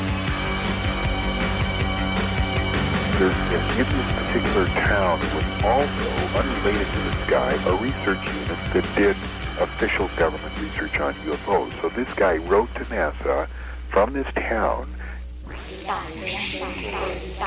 using the appropriate identical code to ask for this film script, and they sent it to him. Accidentally, they believed he was with this research unit.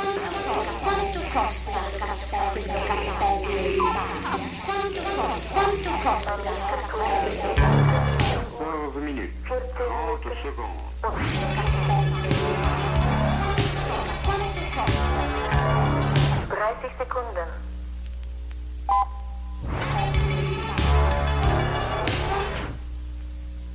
Beim nächsten Ton ist es 15 Uhr, 14 Minuten, 40 Sekunden.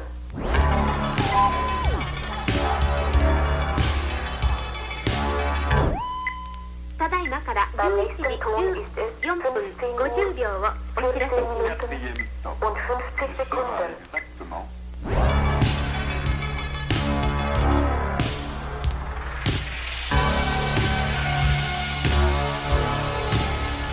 You were saying EDE. You were saying EDE. What is that? It's an extraterrestrial biological entity. The name was given by Detlef Frank, who was the 6th president of Johns Hopkins University.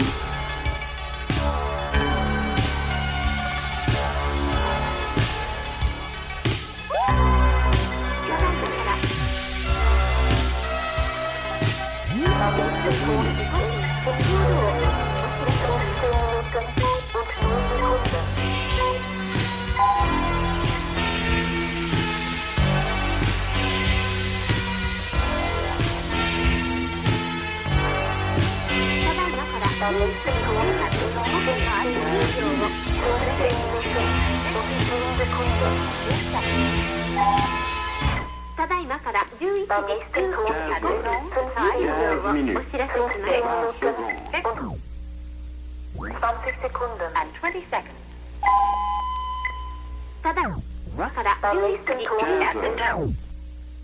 To me, they are a definite white light source, something like an automobile headlight that is viewed from a distance at night.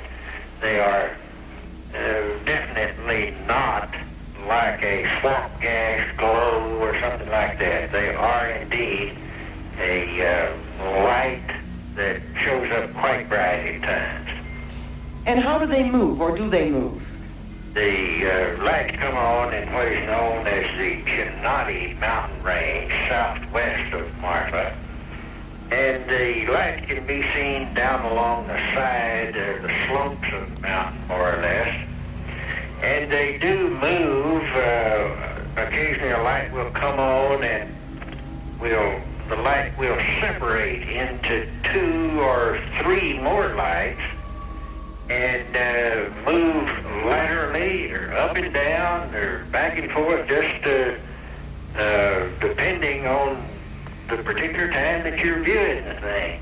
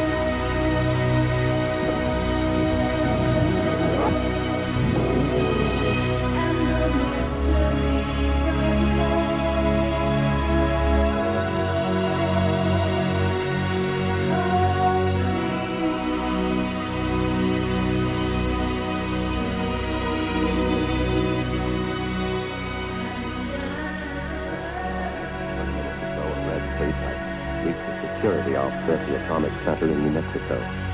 Security. Major Collins speaking.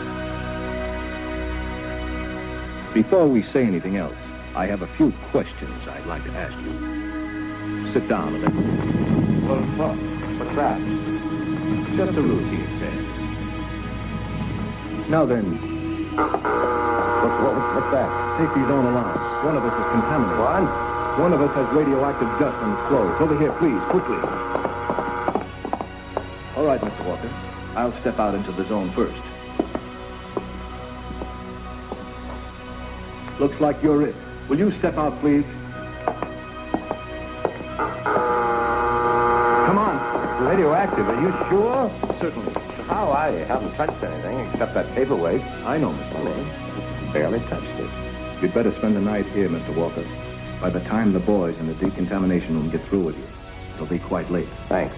Incidentally, I've made up my mind. Yes.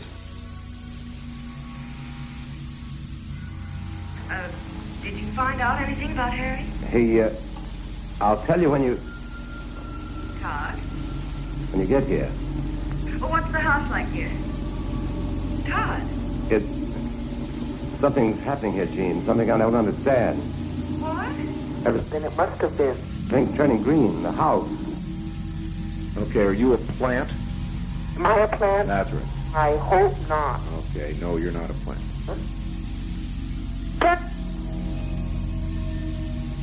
I think the memory, if these space brothers are so advanced, maybe the memory of it has been suppressed for our own sanity, because there seems to be so much laughter or ridicule or fear or whatever negative connected with it, you know. There is all of that, isn't there? Yes, there is. Laughter, some laugh, some are really in fear.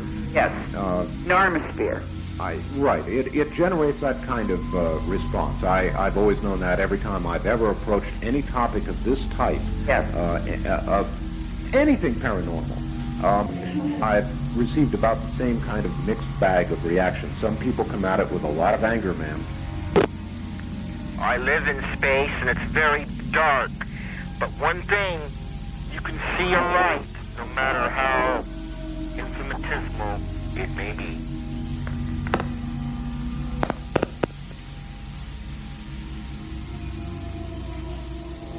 And I think that says a lot for an enormous fear that they're feeling. It's the unknown.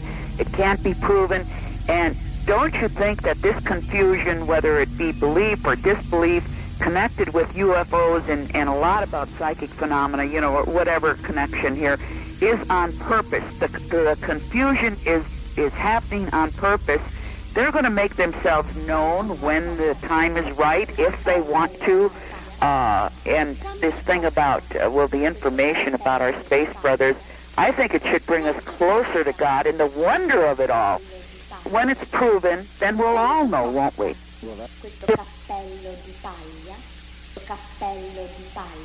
So it's amazing about I have a relative that's a captain in the Air Force, and he was stationed at Nellis, and it's ironic he just was transferred to Alaska. And he totally denies this, and finally, after my badgering of an hour, he said, "I'm really sorry, I can't say anything."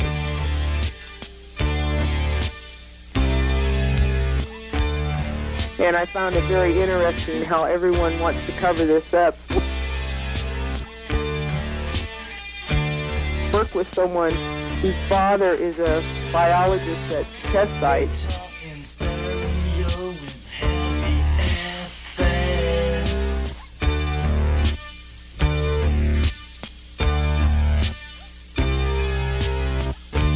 Talk about religion, politics, death and sex.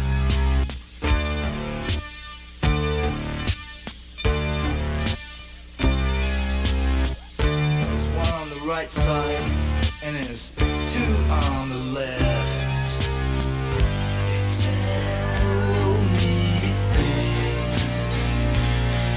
They tell me things. I know they're real.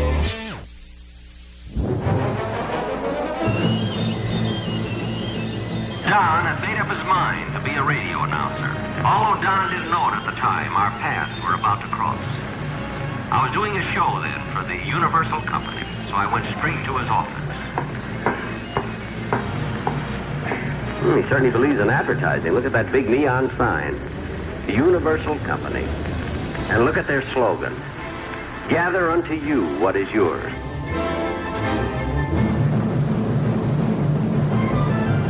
You're in the Universal Media Network.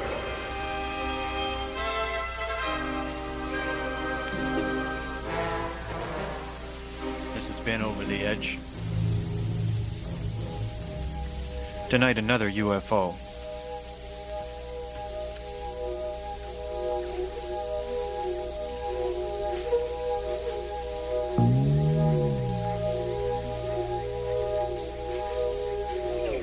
Next week, it's the Richard Lyons Show.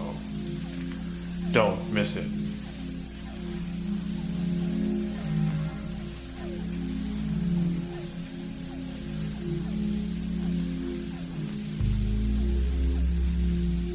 Stay tuned for First Light at 5 o'clock. This is KPFA and KPFB in Berkeley, KFCF in Fresno.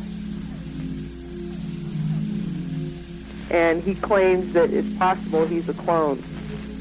That's very possible. In these underground bases, they specialize in cloning people.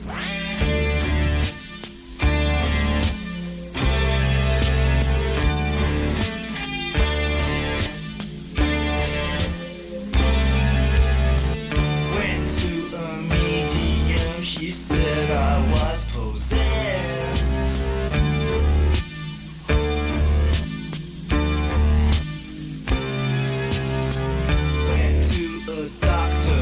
Just gave me some tests.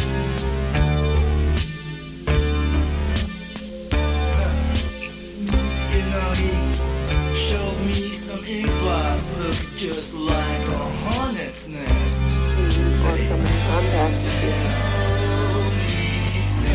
Album, but I do believe every word the man says. I've not seen or come in contact with any album, but I do believe every word the man says.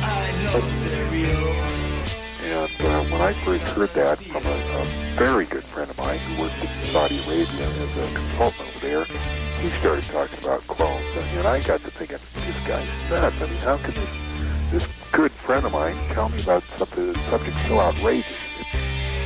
Have you ever tried to get close to them? No, not me personally, but through the years there have been a number of attempts made to locate these things.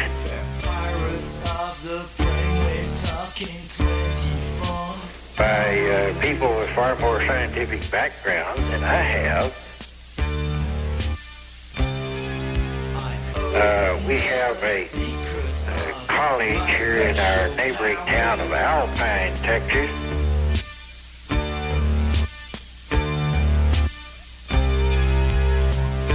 The room, everything. There's something out there in the desert, a green light.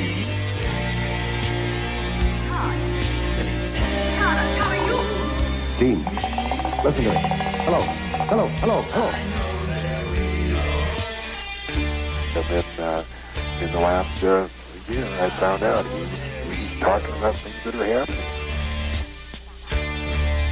And a lot of the people from the college who have backgrounds in geology and so forth have made attempts to locate these lights, but have never been able to. So in other words, as you approach them, they disappear. Is that right? They may be a reflected light. And for that reason, if you got to the exact point where they're coming from,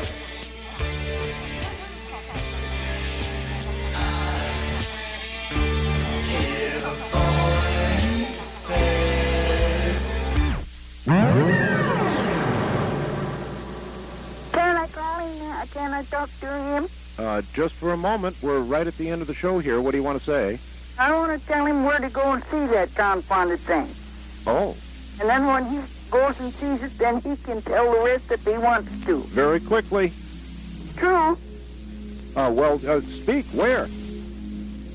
Huh? Where does he go to see it?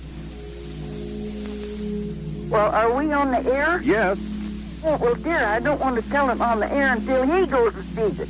If you call my number... Oh, we cannot allow you to give out your number, ma'am. You'll have to call after the show or write us a letter. And, oh, that's awful.